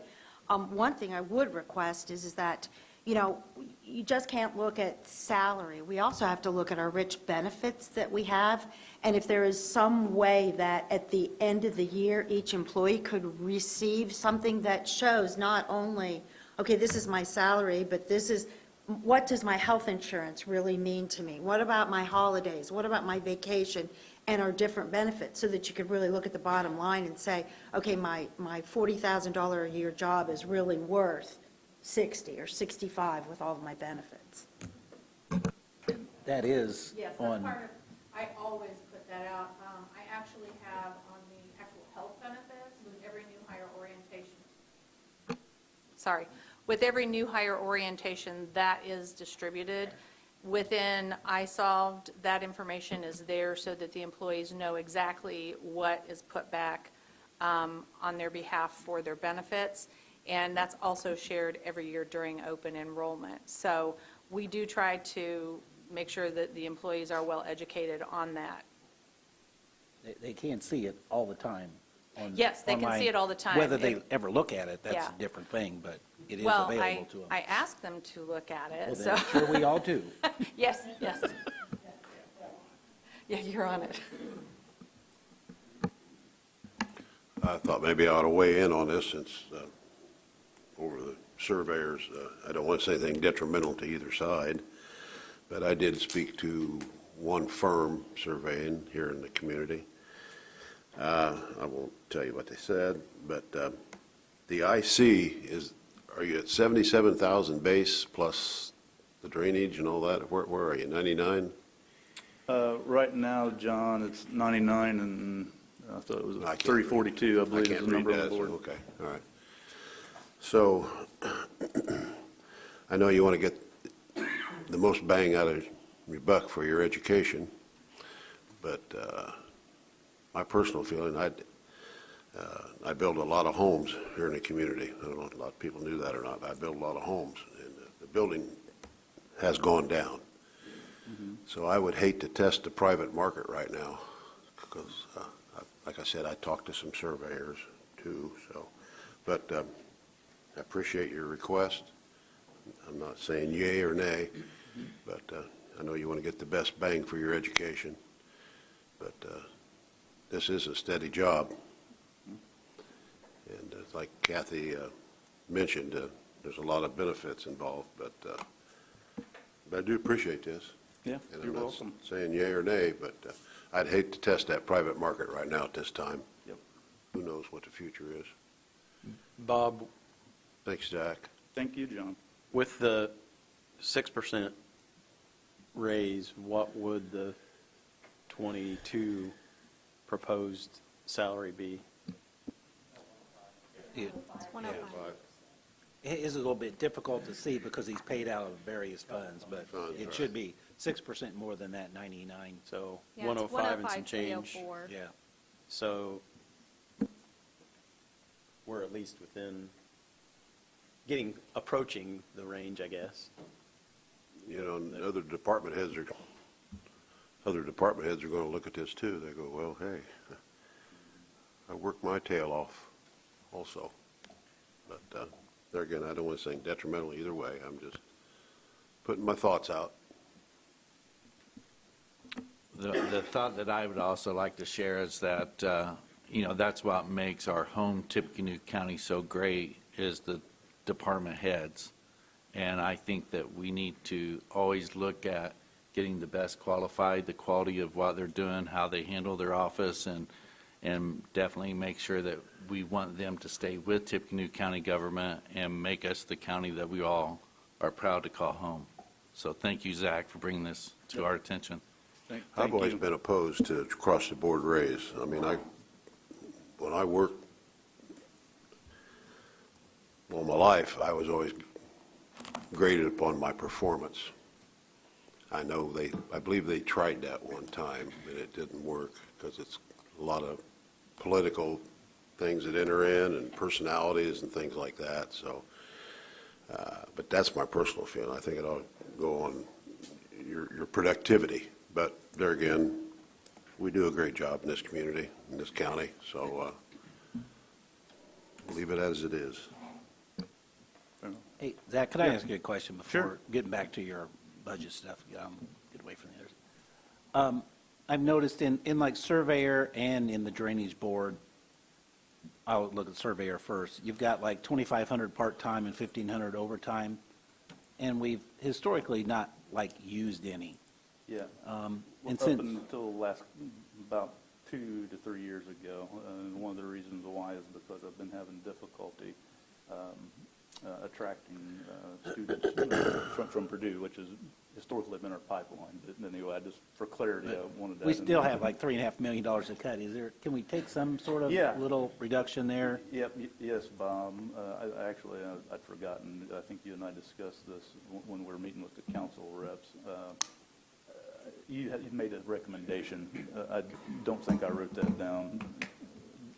Were you recommending taking it to 0 or taking it to 50? I don't remember. If we at least reduce one of the two, I mean, you can move them around from part-time to overtime or overtime to part-time. I don't know which. Well, my preference would be the part-time. Take it to 1,500 or to 1,000 would be my recommendation. If you don't, feel that that's enough, then that's, I guess, that's fine. Well, if you say 1,500 or 1,000, I only heard the 1,000. Yeah. Well, yes, 1,000 would be fine. Okay. And what about in Drainage Board? Got the same sort of thing, the same sort of number, 1,000 again, and part-time? Yes, 1,000. Mm-hmm. Okay. Then I had a question too about the engineering services. Yes. You're going, what is that? If you spent nothing year to date, this year you have 5,000 budgeted, and you're going up to 15, what's changing? What's changing there? Well, first of all, I believe. Surveyor. Yeah, which one are you on Surveyor? I'm thinking about the Surveyor specifically, but. Both of them have gone up quite a bit. It is in both. I thought that we had spent most of that already, but these numbers are not showing that. It must be because we haven't got the bills yet, but. Yeah, most of this is within the, or to support an offset cost for the drainage projects coming in and review. They are self-supporting to a certain degree, but also there are things that happen from time to time. Road projects for the county we review that we don't bill either for the city or the county for that matter. That's where a big chunk of this goes in. Any road project we make sure to review. So there's some new projects that we're doing that that we didn't have those costs for before? Yes. Okay. As mostly the road projects. Okay. And then with the training and travel, is that just are you anticipating some new training? I imagine the travel is related to the training. Yeah, well, yes. I think what those numbers are, if I remember correctly, are getting us back on track to where we were, because these were cut last year, I thought. Well, you have 1,750 in the budget for this year. 750. Total. Oh, yes. I just remember what that, so we added a new position in the office, and yet that increase is anticipated to help cover the additional cost for that. That's exactly what it was.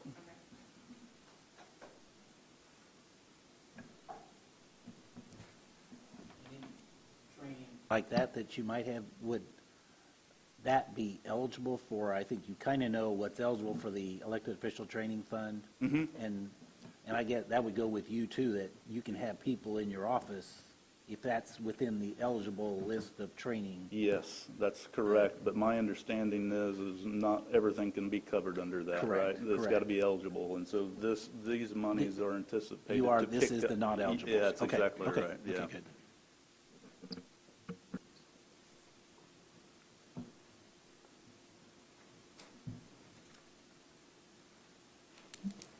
So Zach, you're thinking you'll need all of the 15 in engineering services in both the surveyor and Yes. the drainage board? That would be my anticipation, yes. It could fluctuate, but yes, that would be my anticipation, but, you know, I'm here to, you know, work with you however we can. If we need to cut it, and, I mean, some, but I would be hesitant. The problem is I can't give you exact details on it because the projects vary from year to year, but what I've seen is a trend. I'm basing these numbers off of trends that I'm seeing. So that's the reason for the increase, but if we need to, that's fine. I might be able to pull some money from EDIT if necessary to make up the difference, but that's generally the answer. What's the difference between engineering services and the surveyor compared to the drainage board? Nothing, just two So there- different it's just- funds. Yeah. Okay. You could make one 30 and one 0. You could. So it doesn't make any difference. Okay. That's I just exactly- wondered if there yeah. was any No. specific things that had to be Well, out of surveyor. So in theory, yes, that is true, but here's the thought process behind it, Bob. Some of them are, whether it be right or wrong, and it could be differences of opinion on this, when I put together my budget, I try to match what's going on in reality as best as possible. And so these numbers are split like that because there's certain things that apply to the drainage board and there's certain things that apply to surveyor. So that's the rationale. But if you're just looking at sheer numbers, yes, in theory, you could do exactly what you said.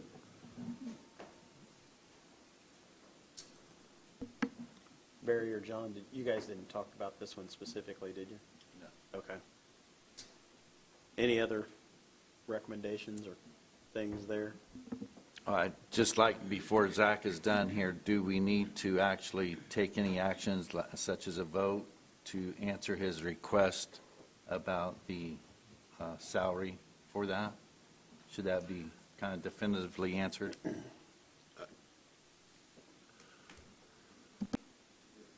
I would say no, not at this time. I think that needs a lot more discussion. I think the commissioners need to weigh in on this, and I mean, I'm trying to be very respectful. I just know it's, if you're out there in that private sector, it's pretty tough paying your employees and paying your rents and your mortgages and your taxes and everything else, and then you try to get to the bottom line to get over 115. But there again, my opinion is I don't think we need to take action on this right now. Does anybody have a taste for voting on it right now, or? Why don't we do it, if we're going to do salary changes, we should do it all at the end, right? Isn't that when we Yeah. talk about this kind of stuff? Maybe towards the end or something like that. If that's acceptable, we'll just do it that way, Barry. Okay. All right. Thank you. Thank you, Zach. Again, I appreciate all your time. Respectfully, I do. Thank you. Thank you, Zach. Thank you, Zach. Okay, moving on down the list, we'll move on to assessor. Anything in that one that we need to address? He's back there. He's behind the pole. Oh, there he is. There's Eric. Just crawled out.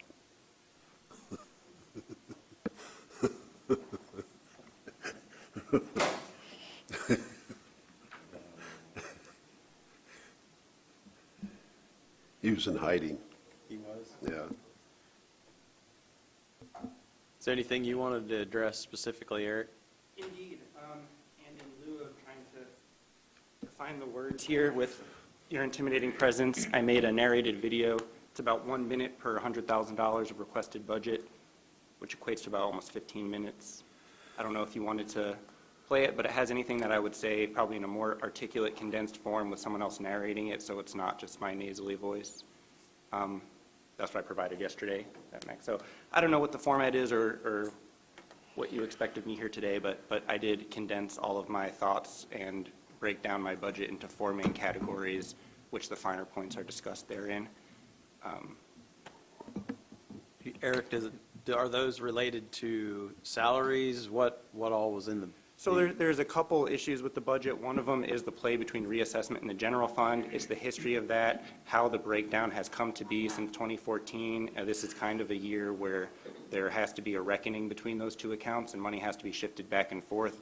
I don't think that request stands necessarily alone without the contextual history of what's happened between those two accounts. So part of it is that. Part of it is comparing us, as we've just seen here, to other counties, the 10 most similar assessors' office, comparing our budgets to their budgets. Part of it is describing not just the budgets, but what you get for those budgets, what services we're providing that you might not expect the assessor's office to be associated with. And then finally, I want to reiterate what Zach said about being happy to see a large 6% increase, the largest I've ever seen year over year. However, this does include a reorganized office structure based on we're in the process of redoing how our office is organized. It has nothing to do with my personal salary and everything to do with my staff. And it just describes why that's necessary, just discusses the finer points of that, what positions do what, why this is necessary, compares the two organizational structures. And so I think in just looking at the percent year over year, it's very hard to look at my budget without kind of getting into some details. What does this budget support? Why are the salaries different, et cetera? And because, just to save time, that's why the most expedient thing I could think to do was put it into a narrated video so I can cut out, additional things that didn't seem relevant. But I know it's a big ask to listen to someone drone on about assessor budgets for 15 minutes, but it is what I feel is what substantiates the request. Eric, you've got that ready to present to us today? And I gave it to Bob and Max, and they told me that it could be presented on the large screen. Like I said, it's a narrated video. And what Max is telling me before we started here is we have some issues with sound. It has to be done a different way. So if the council wanted to hear it, it would be better to do it after lunch when we've got a little bit of time to get that set up. Okay. So yeah, and definitely we appreciate all the effort and work you went through, Eric, to do it, because I think now would be the time for the council at large to be able to hear and gather that information on each department if they got it. And so I'm very appreciative of your efforts and look forward to listening to it. Thank you, guys. The one thing we do have is, this is not in your book either, and this is kind of a combination of, let me make this a little smaller.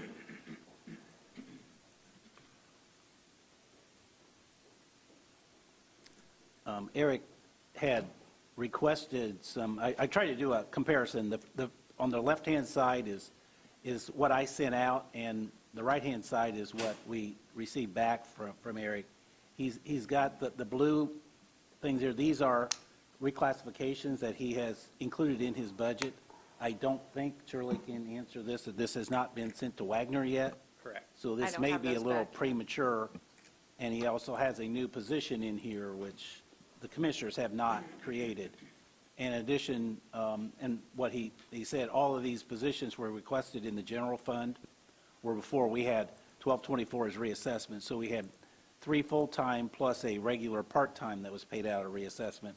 I don't disagree. We do need to probably making some shifts around because reassessment can't support the number of positions we had over there, but I don't know how the council wants to handle requests for reclassifications that haven't really even started the process yet. Right, and I will say, so the council understands, I was not willing to address any that have not gone through reclassification at this point, that I felt like the budget needed to be what was actually on the books, and that we were going to stick with that until those had gone through the proper process. So unless I'm challenged, that's the way I was going to address it. I would concur. I mean, there's a process for a reason, and that's so we can make informed, data-driven decisions, and that there's a personnel committee that meets to decide based on the data they receive from Wagner, Irwin, Shirley, or Shealy, sorry. Sorry, Shirley. And so my opinion is, while this may be the end result, at this moment in time, we keep things, as Kevin said, as they are until the process plays out.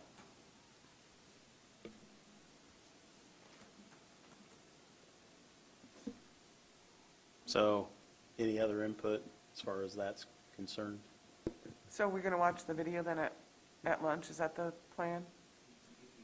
I would like to. Yep, Yeah, he has to switch us to yeah. Teams or, So should we put this on hold and go to the next? so we can do that right after lunch when Yeah, we come back. I'd like to if- see that. If you'd like to do that. Thanks, guys, I appreciate it. Okay. Thanks, Eric. So you're not, you want to take any action on any other things? I mean, I'm not sure, if you're not looking at positions, I'm not sure what the video is going to make any difference on your appropriation for '22, but whatever you want to do. If you want me to take them out, I probably would work on that at lunchtime too. Yeah, I just think the video and the presentation and all the information is very well worth our time to get to know his department better and what we may deal with down the road after the process, as Kevin and Ben had stated, that needs to go through the proper channels, but at least we'll have a better understanding to what he wants to present.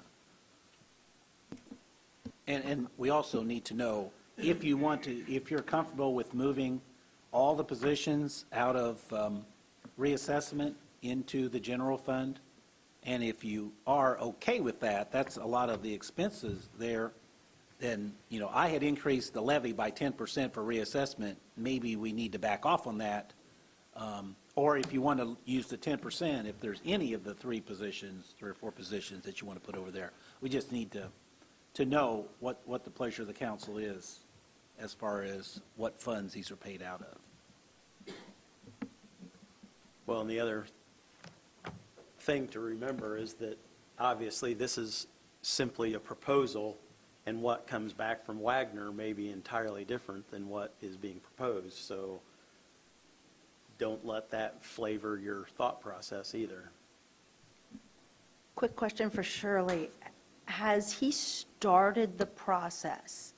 Has he filled out paperwork and turned it into you to turn into? Short answer is no. So- He had asked me for the process. I gave him all of that information, sent everything to him, and then they contacted me again, I believe it was last week. I've not gotten anything back from them. I explained to them how they needed to do that. He, I think, is wanting to do things a little differently, but ultimately, we need to at least figure out which ones he's changing so that we know what's what. That stuff has not come back to me to send in to Wagner at this time, and I did explain to him that it is definitely a minimum of a 2-week turnaround from Wagner, and I need to review everything before I send it to make sure that they've got everything that they need it. So, he had indicated to me that he might be looking at it at the end of the year. I didn't realize he was going to go ahead and put it through during budget. We don't have any indication that any of those positions would be elevated to that, because what they do look at is the job description, the skill set that's required, the educational level that's required, and the certifications that are required. And then they go from there to determine what classifications those would be. So, and there's title changes in almost every job as well. So we need to make sure we're tracking and seeing which ones are moving from what level to what level. So he is very well aware Yes. of the process? Okay, Yes. thank you. And he was aware that it was not going to be ready to address today. So with that in mind, is there really any benefit to watching the video yet today? I still say yes, because I want to make sure that this is the time we as an entire council have the opportunity to learn and find out more about each department, and 15 minutes is well worth the time to give to a department to let us be more educated on their department. Yeah, I think we can, but I think we can also let Bob go ahead and make the changes at lunch or whatever time he wants to do that. To reflect To reality. reflect yes. Where we are, but I think we should, I think that we've received some 5-year plans from different departments, and at least this will show us where he's looking. so we know what to anticipate. So I'll put them all into the general fund to start with. One other thing I maybe want to mention while we're on the assessor, and I talked to Eric about this, I don't know if he's got any recommendation on this, was the sales disclosure fund, which is on page 39. And that, we basically have paid for the certifications out of there, and then he had some low operating expenses out of there. July 1, the sales disclosure fee, and that's a fee that you pay when you record a deed, and then you are disclosing the property. So he is using this information as far as the assessment process. But anyway, they doubled the fee. It went from $10 to $20 a document. He submitted the same revenue estimate, so I do have an extra, what should be around $40,000 a year going into there. So in 2022, and he did have $57,000 of requests with $40,000 revenue, so I'm making that 80, but we still do have a little bit that we might want to move something around to get it paid out of sales disclosure. But it needs to be sales disclosure related expense as well, but just want to bring that up. So we don't forget about that, and I don't think we will, but we've got a little adjustment and we've got a little bit of leeway where we can move something from reassessment or the general fund over it into here.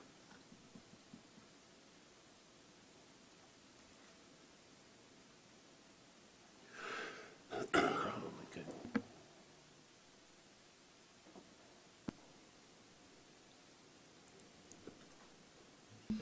Are we still in the sale disclosure fund? Are we still looking at that? Travel training is more than double what was previous. Yeah, that's something for him to answer that. So, yeah. So maybe that's a question we come back to after lunch Yeah. then. Thank you, Ben. Good point.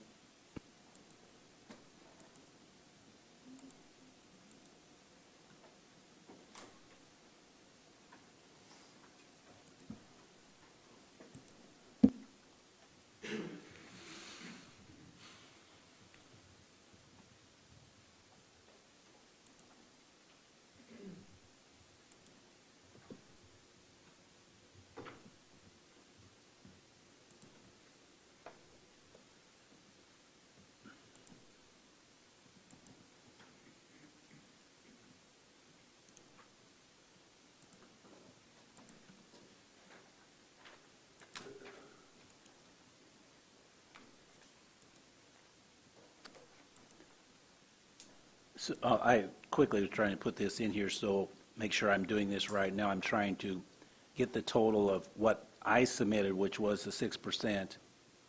And so that would be basically discounting these grade changes, and it also would be taking out, he submitted a new position of GIS administrator, and that was not in what I sent him, so that would be appropriate to, I don't want to be taking anything out without your authority there. Okay. Oh, and one other little adjustment, this is going a little bit higher. He submitted $57,693 for his chief deputy. I'm saying that should be $60,919.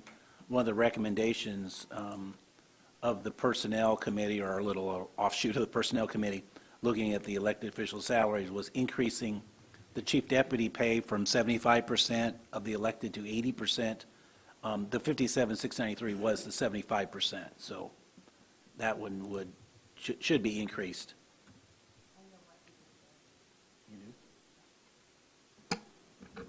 The reason he probably put that higher amount in there is because Eric had expressed to me that he wanted to eliminate the chief deputy position and make that position more of an executive level position. But my understanding from Wagner, Irwin, and Shealy is that we're required to supply him with a chief deputy. So even if he said he didn't want one, then if there was a change of heart later, we would have to give it back. So that was probably part of the presentation and a part of all of that. So that's why that was higher.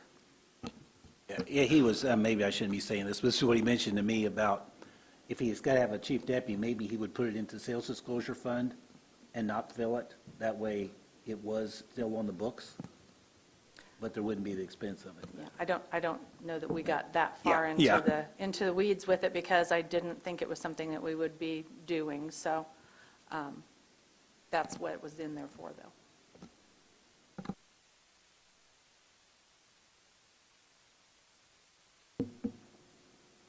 Okay, are we set on that one, Bob? Okay.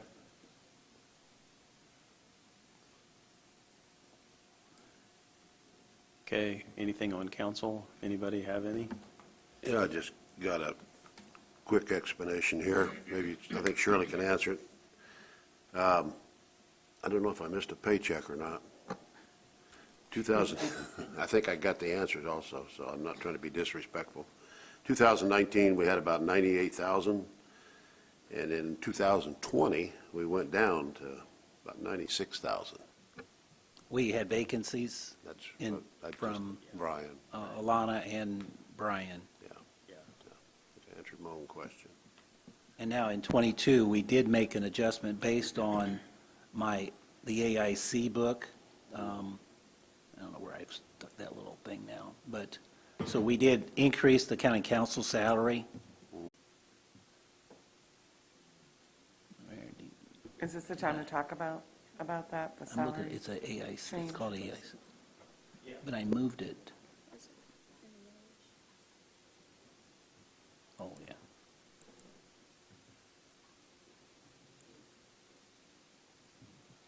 Get this moved over here to.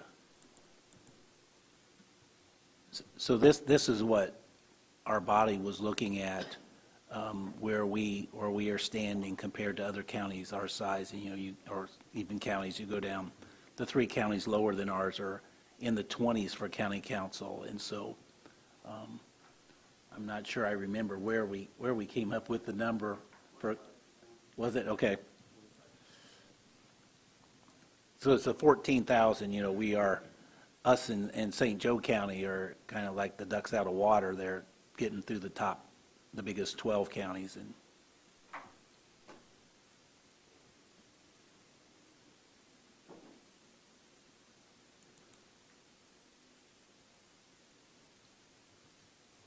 And with the county council, they have had some travel. We haven't used travel for a while, and I submitted this budget myself, so I just slashed it out of there.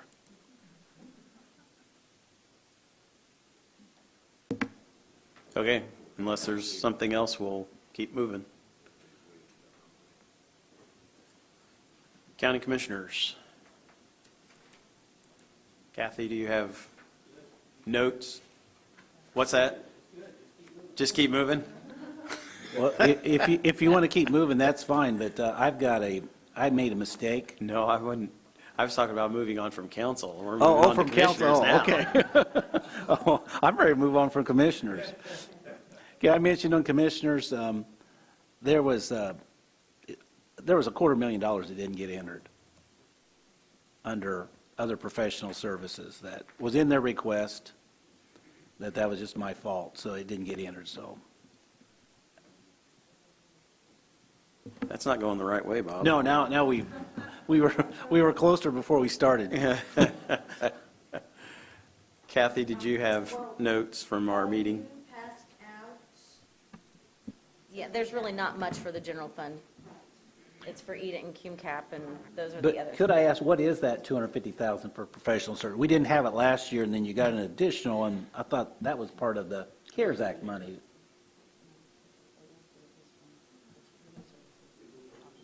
Other professional, 3190.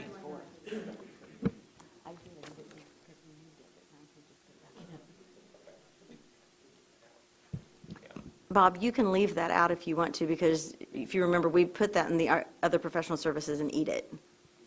Yeah, so you can leave that back out. But if you want to put it back in, that's fine too. Doug will appreciate it.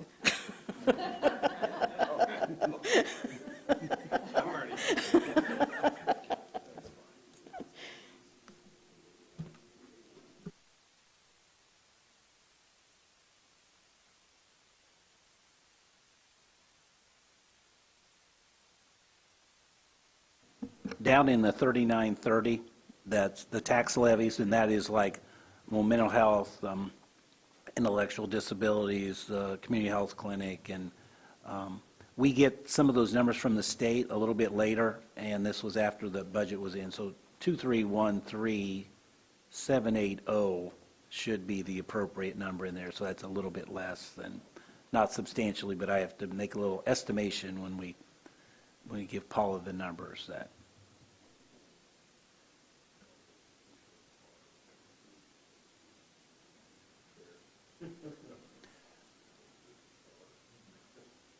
Did I spell something wrong? John read it incorrectly. I read it. He saw the care and he thought it was cars. Why we get an institutional car?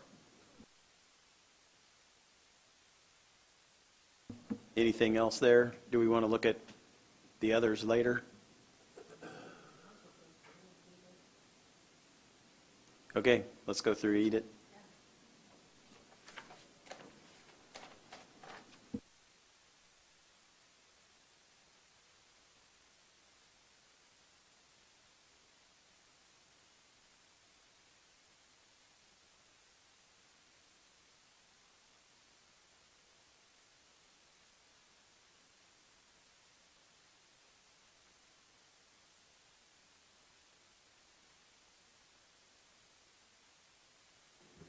And you should have some little cheat sheets right in front of you.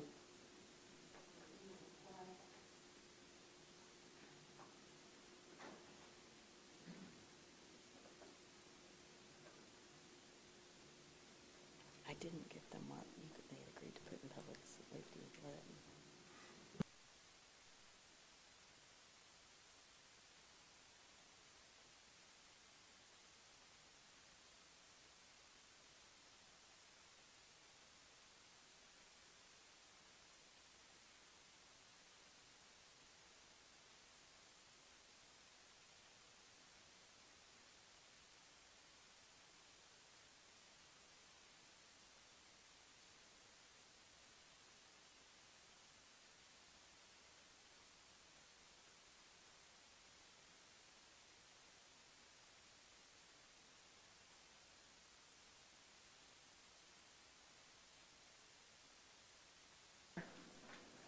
So looking at the space that they have, because they're pretty cramped, and seeing what we can do with that building.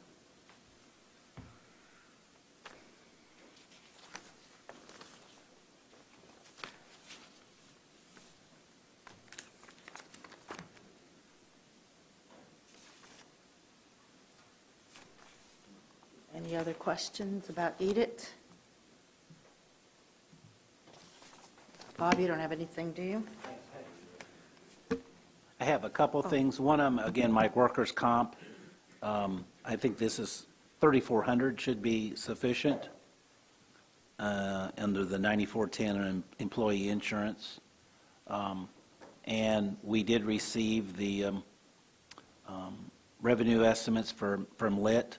The estimate that was submitted was $7.5 million. And when we got it, it came at $8,514,049.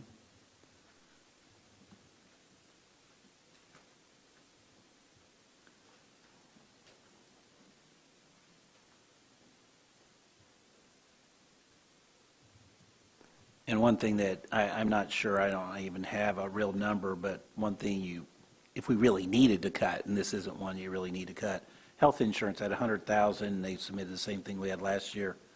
The first half of this year, we used less than $40,000. I think we have some excess there, but that's not really an issue. But if you wanted to cut something there, I think you probably could, unless we have some policy changes within the employees who are paid out there, which is mainly the IT employees that I believe. Is that right? No, that's not right. No, the commissioners have some out there, and Surveyor does too. Coordinator. Oh, yeah. Paid out of Eat It. Yes, yeah. And then Emily at the fairgrounds paid out of Eat It. Yes. departments. Yeah, and Emily, she started after the year started, so just doubling that would make that, so maybe 100,000 is just fine.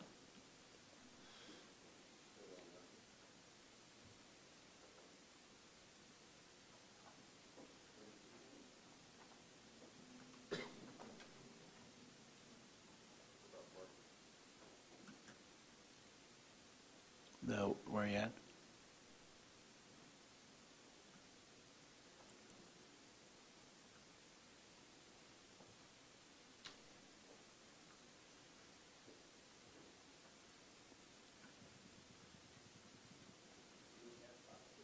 You're ready to do Kim Cap? Okay.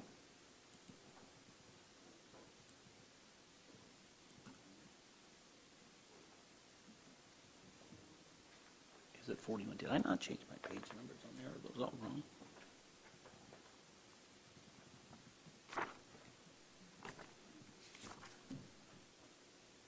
It is. My page numbers are wrong there.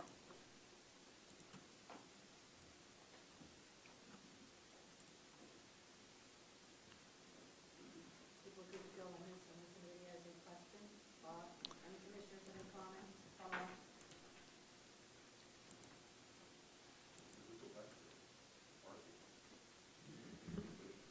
I can answer any questions if you have any. Well, workers' comp and Cum Cap, I think, needs to be 2,400. 2,400. And again, I'm not sure if there's anything we want to do with health insurance. But MITS is having some employee changes, so, or I shouldn't say MITS, whatever they're called. And so that might alter the amount of health insurance too that they need, so, because we use less than 20,000, we got 55, but maybe we're best to leave that alone too.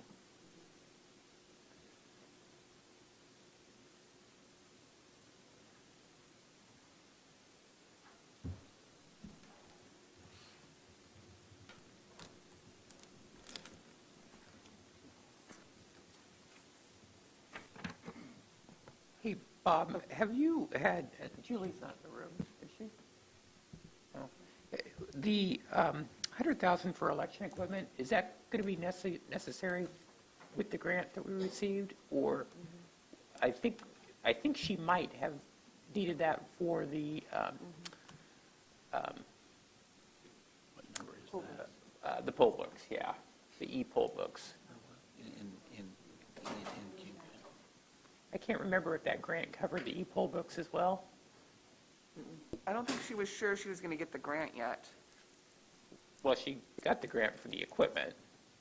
Right, but the voting e-poll equipment. books is Yeah. a separate grant. Okay. And I think when we talked to her last, she wasn't sure if she was going to get it or not. Okay, so best to keep it in there then? Okay.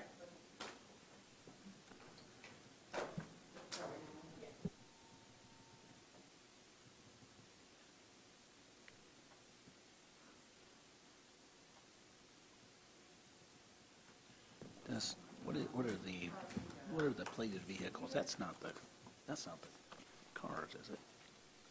I don't even know what kind of mess we got here.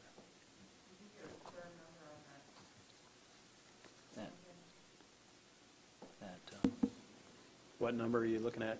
And what is this, 300,000 to another fund? We're not supposed to transfer to another fund, is that what? Oh, we're on Cum Cap, that's right, yeah. But where's the plated, the 4520? Oh, here's, this are these vehicles, so none of them are sheriff.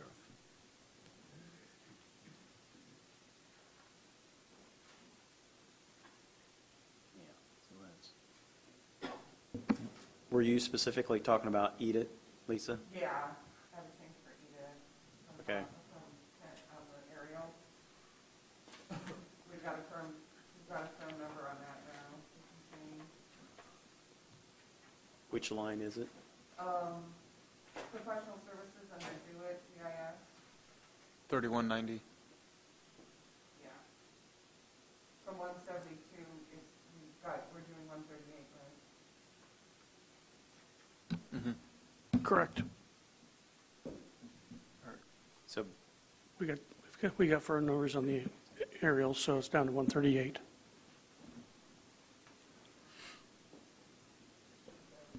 Eat it. Eat it. Eat it. Back up, Bob. Sorry, you were having 11, a 12, 14, 20, 3190. conversation.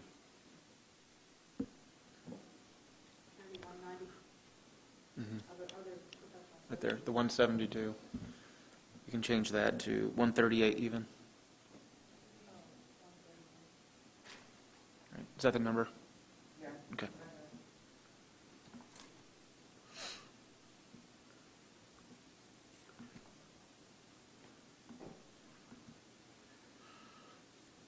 And then above that, the training on 3150. If you go up just one little, it's 12,000. The 1410, Bob. We can zero that out, correct, Kent? Yes. Okay.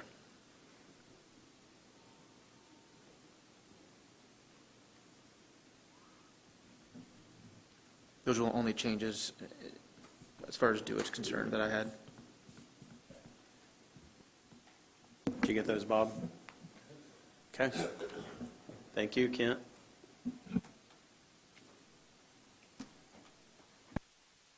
Okay, now back to CUMCAP.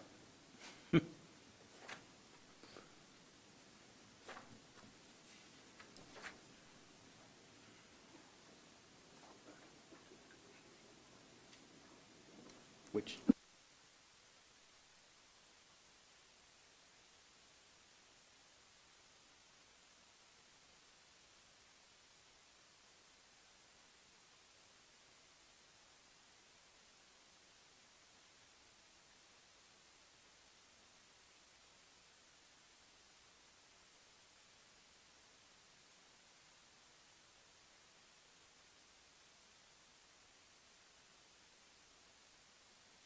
What's your question, John? I guess I'm not. On the parking, I don't know, I thought we'd already went through the commissioners on the EDIT. 11, 12, we had 185,000.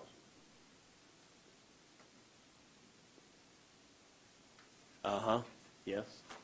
That's what they paid for, but see the difference? Yes, and that was for parking garage maintenance, isn't it? Line, it's in EDIT, the 4410 parking.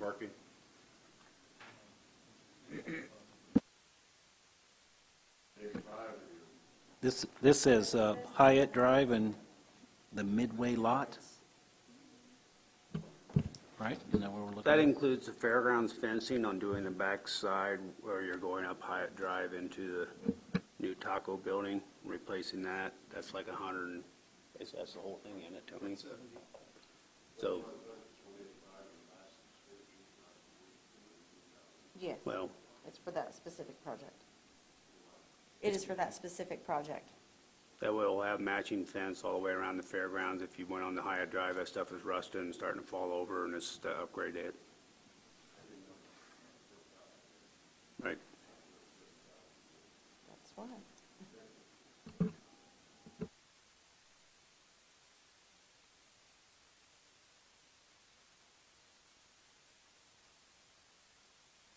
Anything else on EDIT before we go on to CUMCAT for the third time?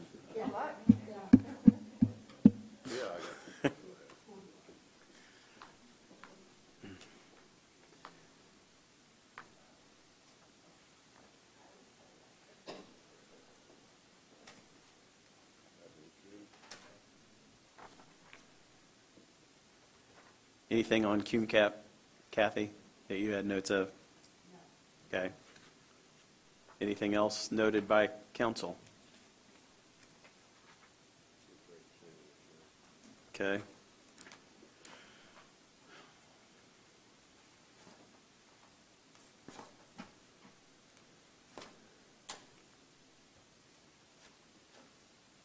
All right.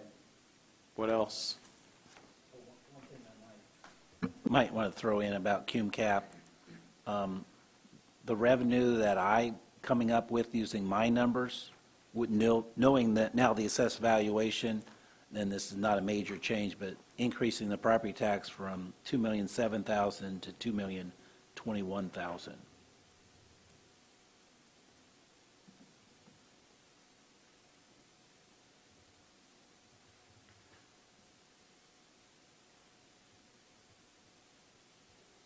So one nice thing about this, since we have kind of struggled with cum cap, at least the budget, and usually there's going to be some unspent, if you see the total revenue we have for cum cap and the total budget, they're almost the same number. So I think we're doing better there, at least stabilizing that. And they did have to transfer some things into cum cap from EDIT, because we got the determination from Board of Accounts that you cannot transfer money out of EDIT to another fund, that there is a statute that was revised just recently to not allow that. So, because we had some monies that we were putting aside for Smokey, for the sirens and the election equipment, that you couldn't do that out of EDIT anymore.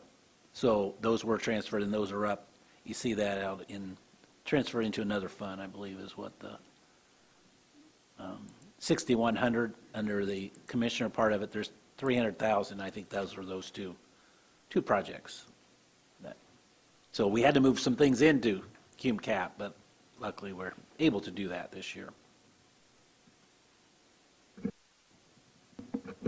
Okay, anything else on cum cap?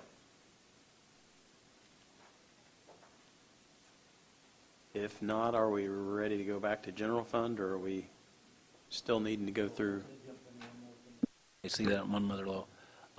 Jennifer had given me some estimates on interest, and it was quite a bit different than what the commissioner had submitted. So 1308 in the interest earnings down in the 0660 number to make that more. And you can see we only got $824 the first half of the year, so we probably wouldn't be able to get $4,000 next year.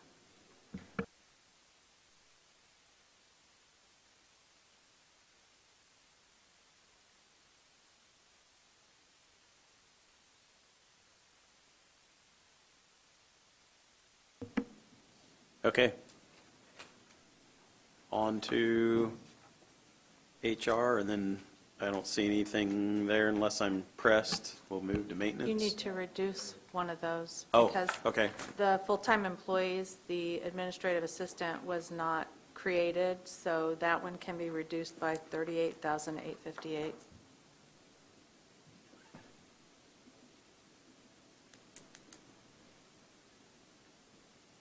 Is that the number you have there, Bob?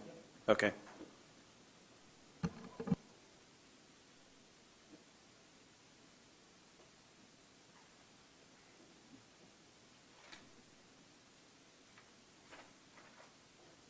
Okay.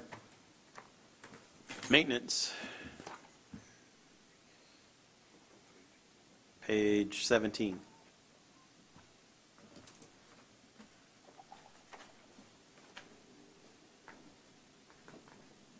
I didn't have any notes of any changes.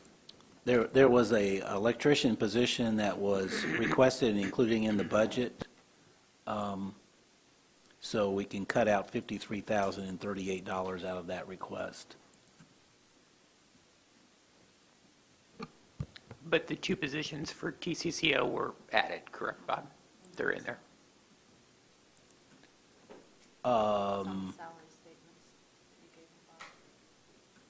I don't know. I don't know if they're included in there or not. I think they are. They are, they're included in the seven? Salary statements, yeah. Okay, okay.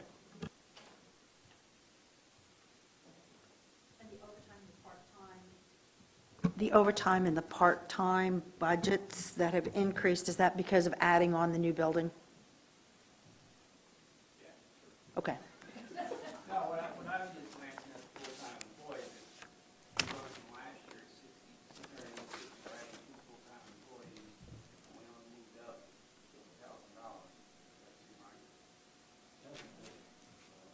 $50,000. Probably longevity.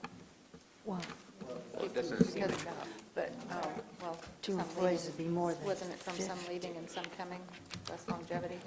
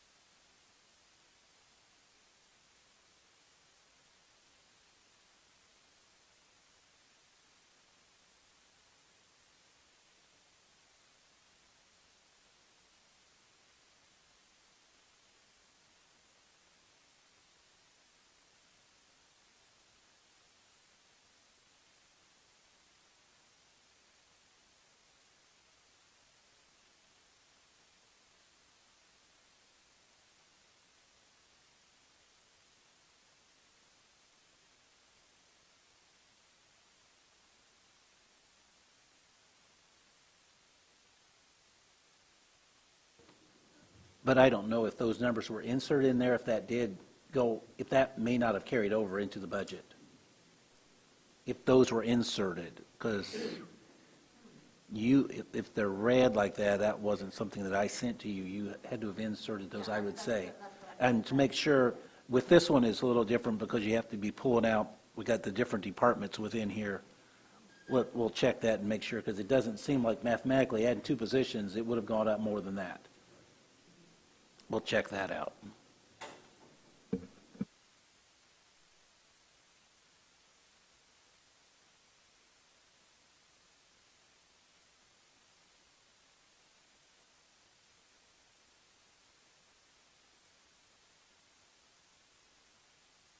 Can we go back to the general fund and the commissioners? The $200,000 for insurance liabilities, 3430. Is that because, is there a reason that went up so much? New buildings. The new buildings, it's insurance for the new buildings? That and your cybersecurity went up substantially. Okay, thank you.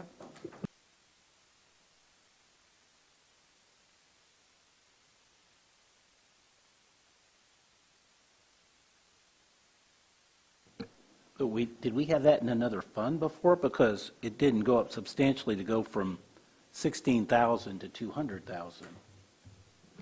Well, at one point in time, you had paid it out of the general fund, then you moved it into Right. this, and then you tried to move it back. So was it in EDIT or cum cap last year? For this year, for 21? Or was it? I think it was EDIT last year. In 21? No, I don't think so. I think it was in the same place. You think it was EDIT? Let's go back to EDIT No, again. I don't think so. Hang on, I'm trying to look at too many different things here, hold on. I would think that would be cum cap, wouldn't it? Hang on, let me go back to last year.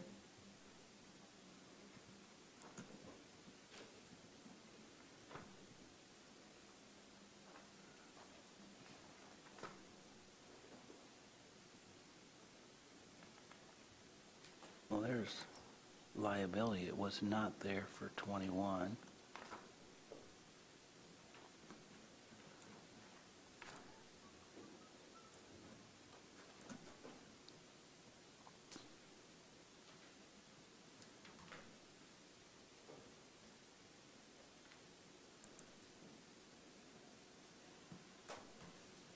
I'm pretty sure we moved it back. But yeah, so in 21, it was in the general fund, so that's, I the thought it was back to 200,000 general is the fund same. last year. And then in 20, that was in cum cap. Correct.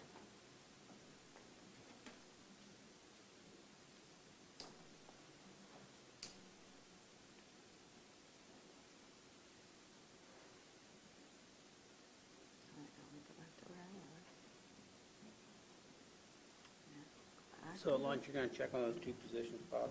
Yes. Yeah, I we think they will. do need to be added. Let's go to soil and water then. Kaylee's working on that now, I think, so. Okay. We ready for soil and water?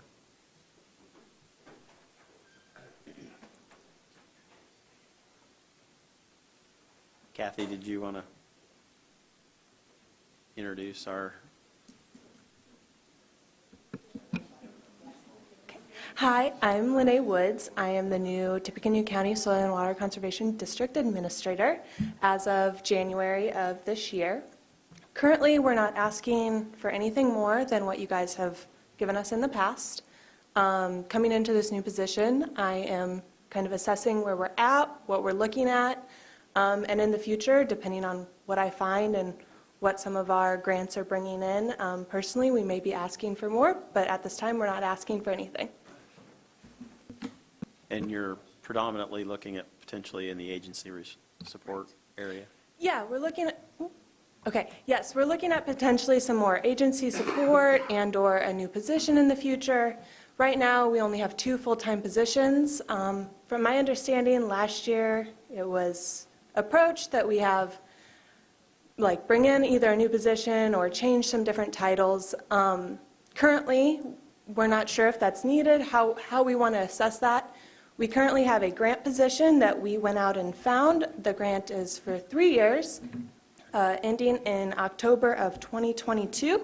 Depending on how that position goes, kind of the data that we get back, we might be asking for kind of that position to become a full-time county position or a part-time assistant position, something like that. But we want to get the numbers first before we present it, and we have to take all the right steps in looking for a new position.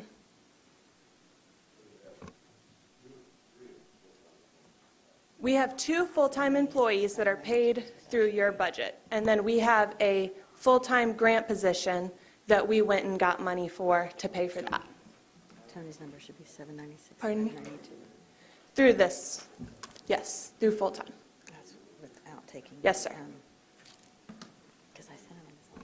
So, yes, Kevin and I met with Lana, and she went over, and again, as we think to the future, she's looking at, 3 to 5 years out and what we may need, and the extra work they're doing right now. So she's working closely with Paula, knows the procedure, and so more to come.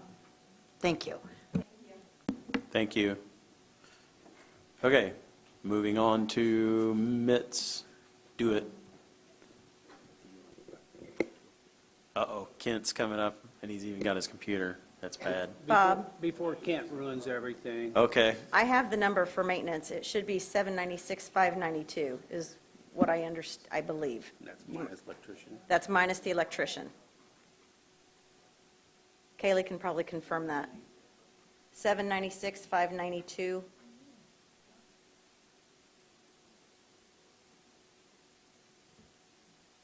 Does that sound about right, Kaylee?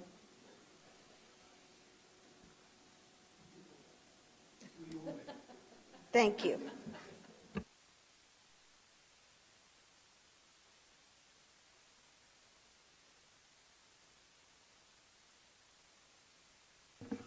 Okay, Kent, are we ready to move on? Bob? Okay.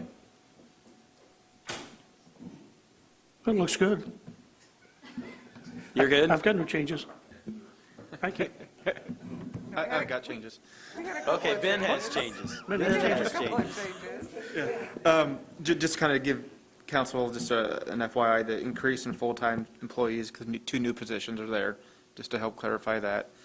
And then training, I believe we cut that down to 4,000, 3,150, and then 3,210 down to 1,900. I believe is what we agreed upon. Lisa, okay. Sorry, I was looking at the wrong budget, sorry.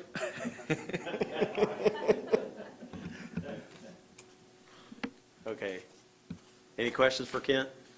If not, we'll move on. Thank you. Voter registration and elections.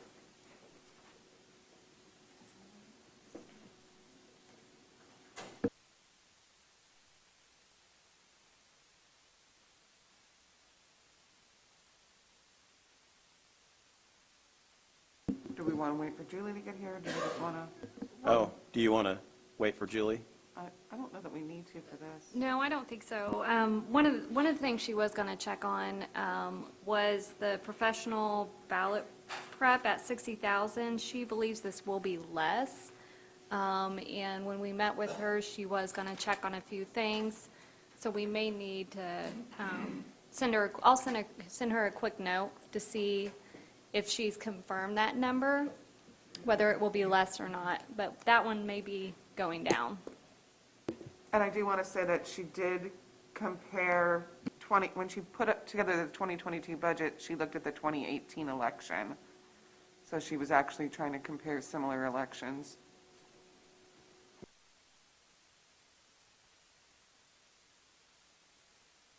So are we ready to put that on hold and then come back to it? Okay. All right, area plan.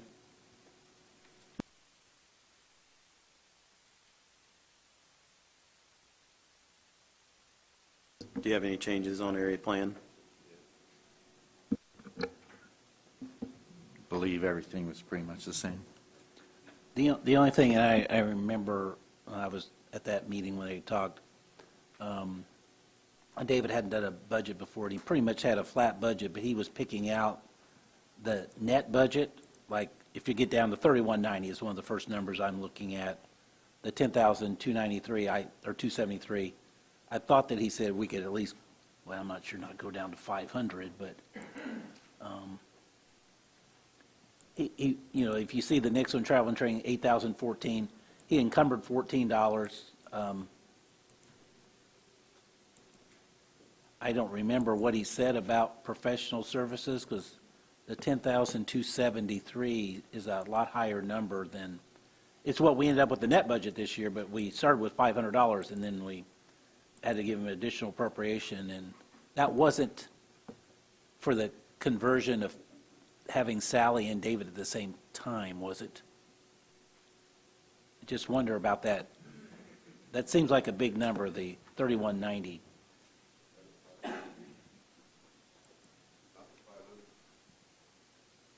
Well, it was 500 before, now it's 10,000.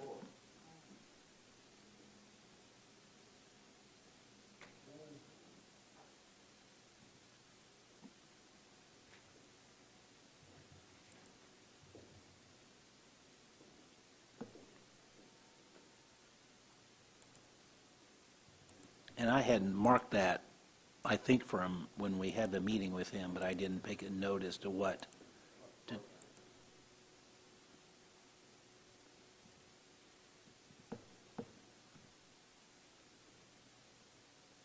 I haven't historically used a lot of part-time, but.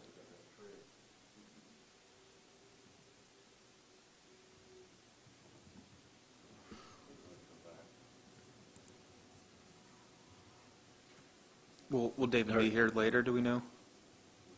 I mean, John, you brought up a good point about the part-time, increasing 2,000 in requests, but historically, very limited use. I was recommending cutting it 2,000. Yep. I would agree with that. We have a lot to cut, and it seemed like I'd cut it a whole lot more. we're not really at the position that people can just have it in case you happen to need it. Because we have to cut a lot of money here, and Right. Okay, cut it 4,000. Cut it all out, I'd say. doesn't look like they've used any in the Cut last year and a half. 5,000 out. How's that? That a taste or what? They need it, come back. Is that, Cut it all. Cut, all right, I've heard two answers. he wants to chop it off and whatever you I want to do. mean, But do it. is there really I recommend that we take the part-time down to 0.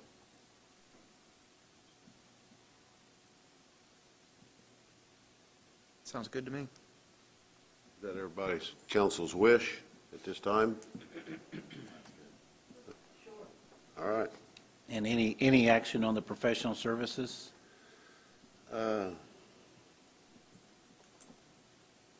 I mean, his request is just his net budget, and I'm not sure that that really means anything. well,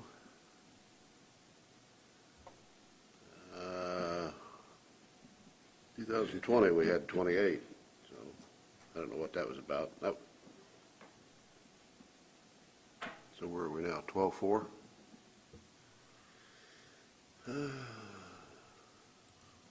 Is it possible to see where the 9,000, the actual for 21 was spent out of that? What it went to? Take 2,600 out of that. Let's see, that might have.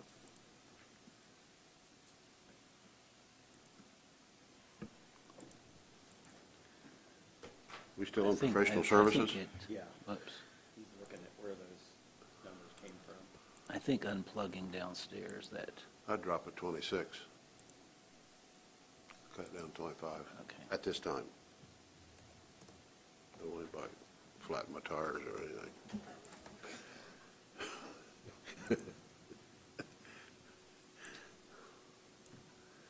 I have had 5 flat tires.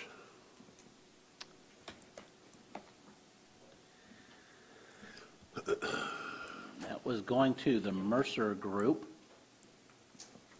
And covers direct.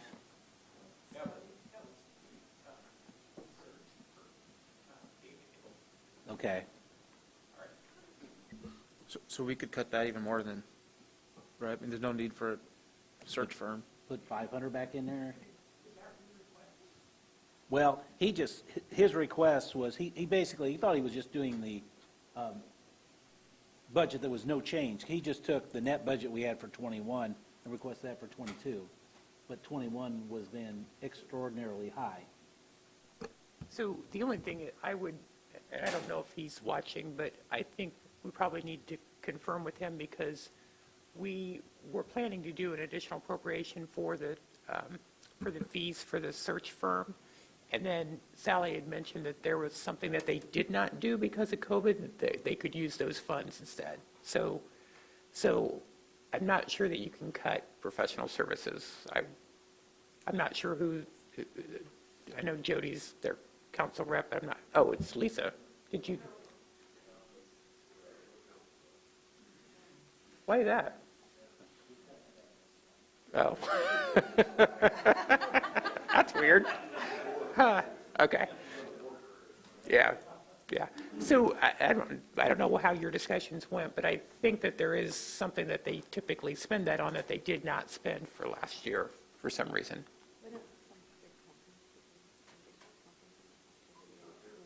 Yeah. So you may want to wait, or if you want, I can run down there and grab him real quick.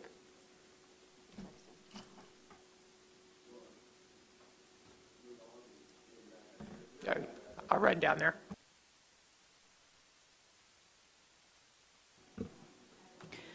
Bob. Hey, Bob. It's Jennifer. We're trying to figure out. What? 3110 is professional legal, if that helps answer that. It's not just two different professional services line items, it's one's legal and one's, yeah, okay. So that could be legal services for, for the actual, I mean, we have counsel at every ABZA meeting and area plan meeting.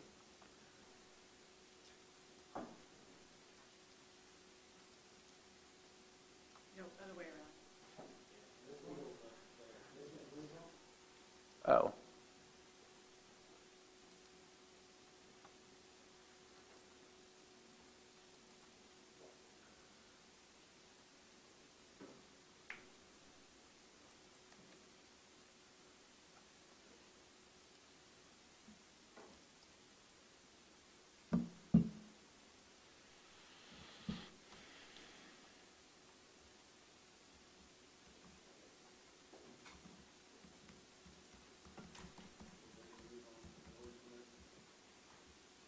I guess I didn't have my, we okay to move on and address that one after lunch? Okay. Building permits.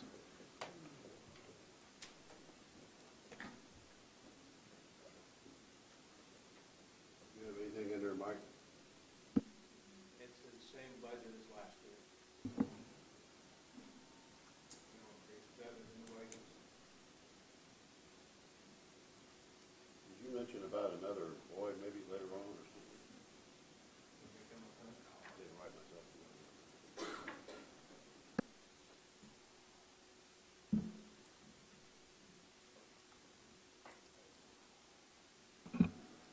Yeah, I did mention something about a possible employee increase for '22. It's due to taking in the building permit side of Union Township. That's something we picked up starting in October of this year, and it'll run into next year. It's a year contract at a time. I'd like to get through the first year contract to see how it's going to go, whether we're keeping that contract or whatever. But also, next year is a possibility we'll take in the zoning side of it also, which will be a big side of it. And at that particular time, we would probably need another employee, but not for now. I don't want to put one in for now and then find out that the building side slows down. Then we have to cut a position, so I just soon wait and see where we go in '22.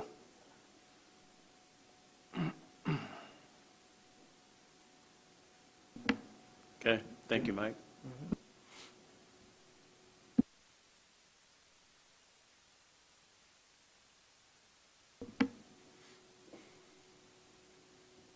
So no change budget on both veterans and weights and measures. I can time Kathy and I met, in 13 years. No, it was you and me, John. I think Kathy, was it Weights and Measures? Yeah.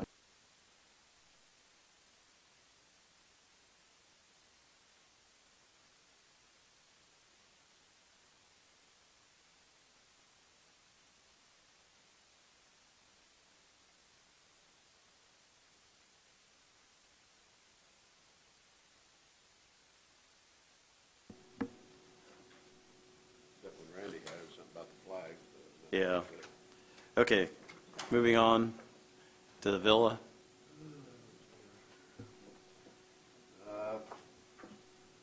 Their customer count is way down. I think it's 68. They usually run about 88, 94, 95, and they're down to 68. We've lost a few people to COVA, 2 or 3.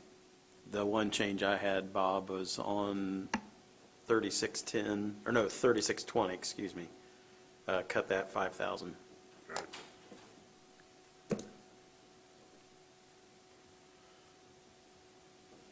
Otherwise, everything else is the same as what they've had budgeted before, I believe.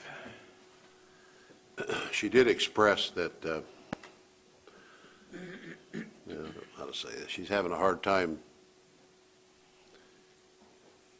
people bringing in things they shouldn't be bringing in, so might keep that in mind, Sheriff. What? Remember she was talking about bringing in drugs and stuff like that, yeah. All right. Yep. Going on, unless there's something I know else it was. that somebody takes note of.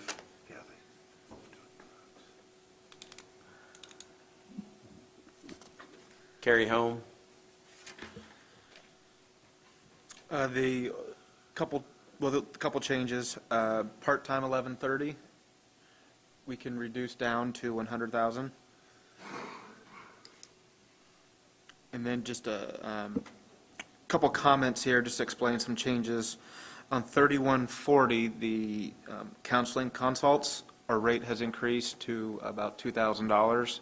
It was $1,500, so the rate did go up a little bit, which is still considerably cheaper than doing it in the private sector. So Rebecca's saving money there.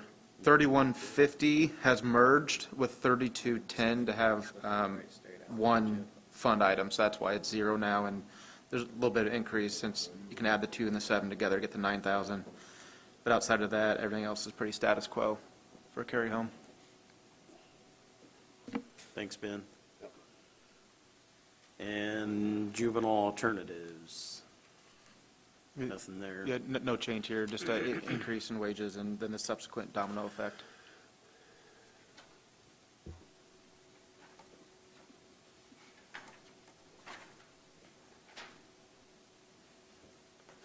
Okay, moving on.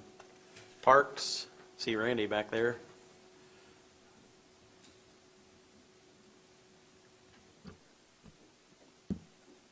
The only note I had was taking the, what were you doing with, what did we need to change on workers' comp, Bob?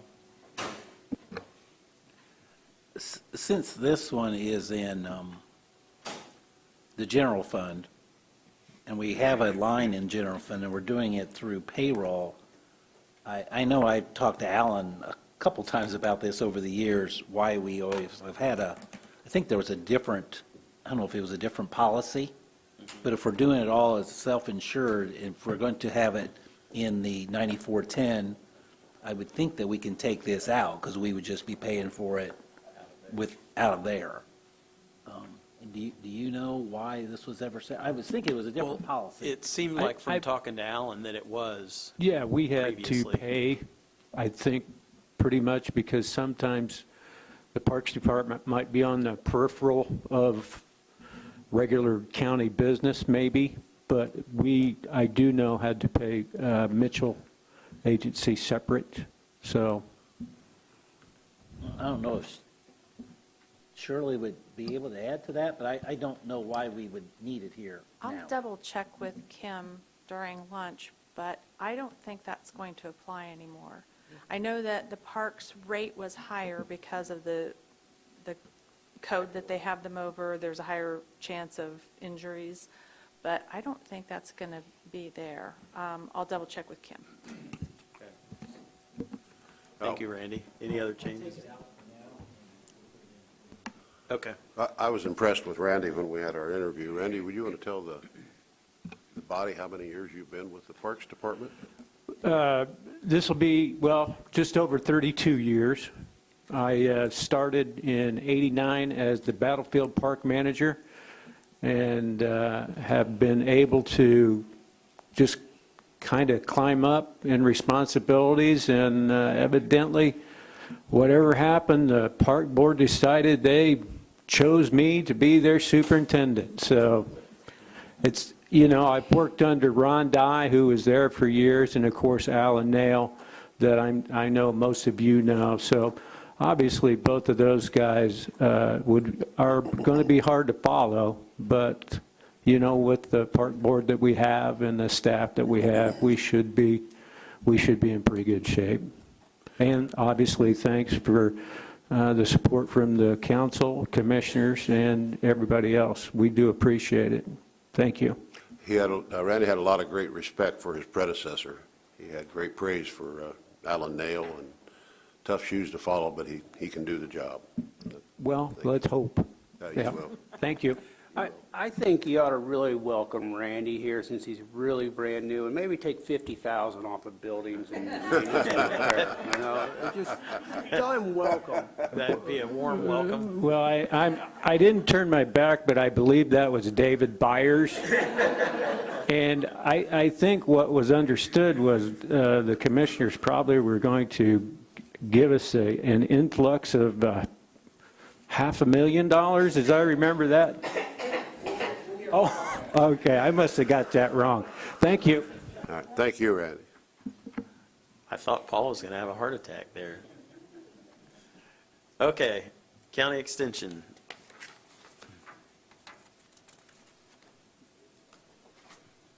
Welcome, Katie. Hello. I don't think we really had any substantive changes because everything's pretty much flat other than personnel. Yeah, everything is the same. I will say. Go ahead and hit your button. Oh, sorry. Everything is the same. Once we do move to the new building, there will be several of these lines that are completely eliminated. We've been given the date of December 1st of this year, so hopefully that'll be different before 2022 starts. Okay. So should we zero them So out should we then for change anything at 2022? this point, or what? We can. I want to make sure with the commissioners that that's the date that I'm it's looking at still- Paul and It'll definitely be this calendar year, so. so we could potentially take quite a bit of those out. So we As can far as the maintenance eliminate, and repair on buildings. yes, cleaning, repair and maintenance, utilities, cleaning supplies, repair and maintenance and small tools can be taken out. I don't know why that was ever there. But the utilities, and then maintenance and repair for buildings too.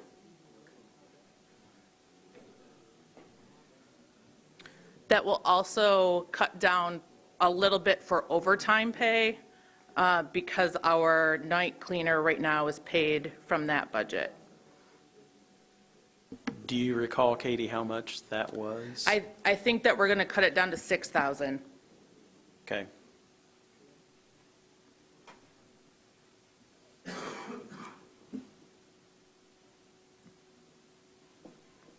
All right, thank you. Yeah, thank you. Okay, fairgrounds. Andy.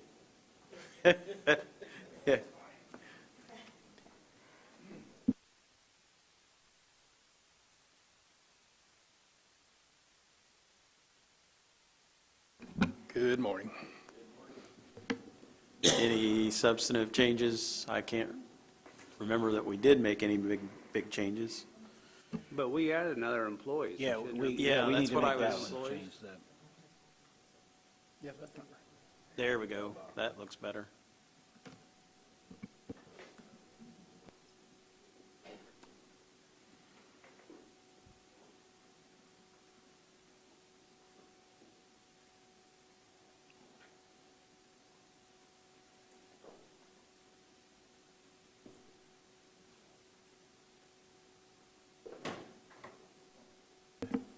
Anything else, Andy, to note? No, to run this new facility might be a little expensive, so we may need more. I hope not, but I think just mainly it'll be the utilities that might be the largest question that we have. I noted in the part-time and the overtime, you have 0. I don't know how you do it when the fair's ramping up and everything's going on, you only got so many people. 2, Yeah, I figured you'd. I do it all, I knew. so Commend you. the overtime part at least. Andy, do you have any idea, after going through the fair, kind of where we're even coming out at all on utilities and where that might possibly look like it's So- going to be? Yeah, it's going to be, right now, that's hard to determine because the first half of the year, we spent 60,000, and then I've asked for another 60 for next month from you. The first half of the year was construction heat and electricity, so we had doors open, we didn't have windows in, so we were wasting a lot of that 60,000. Right now, it seems to be about, electricity's around 4,000 a month, so that's when the air's running. But it'll come down. It'll definitely come down. It just depends how, we can turn this place on and off, and we can, we can shut parts of the building down when we're not using it, so we'll try to be as efficient as we can. Okay, thank you. Thank you. Any questions for Andy before he slips away? All right, thank you.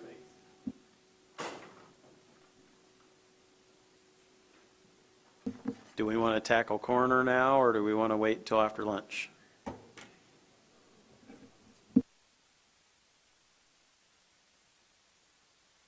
We'll wait on that one.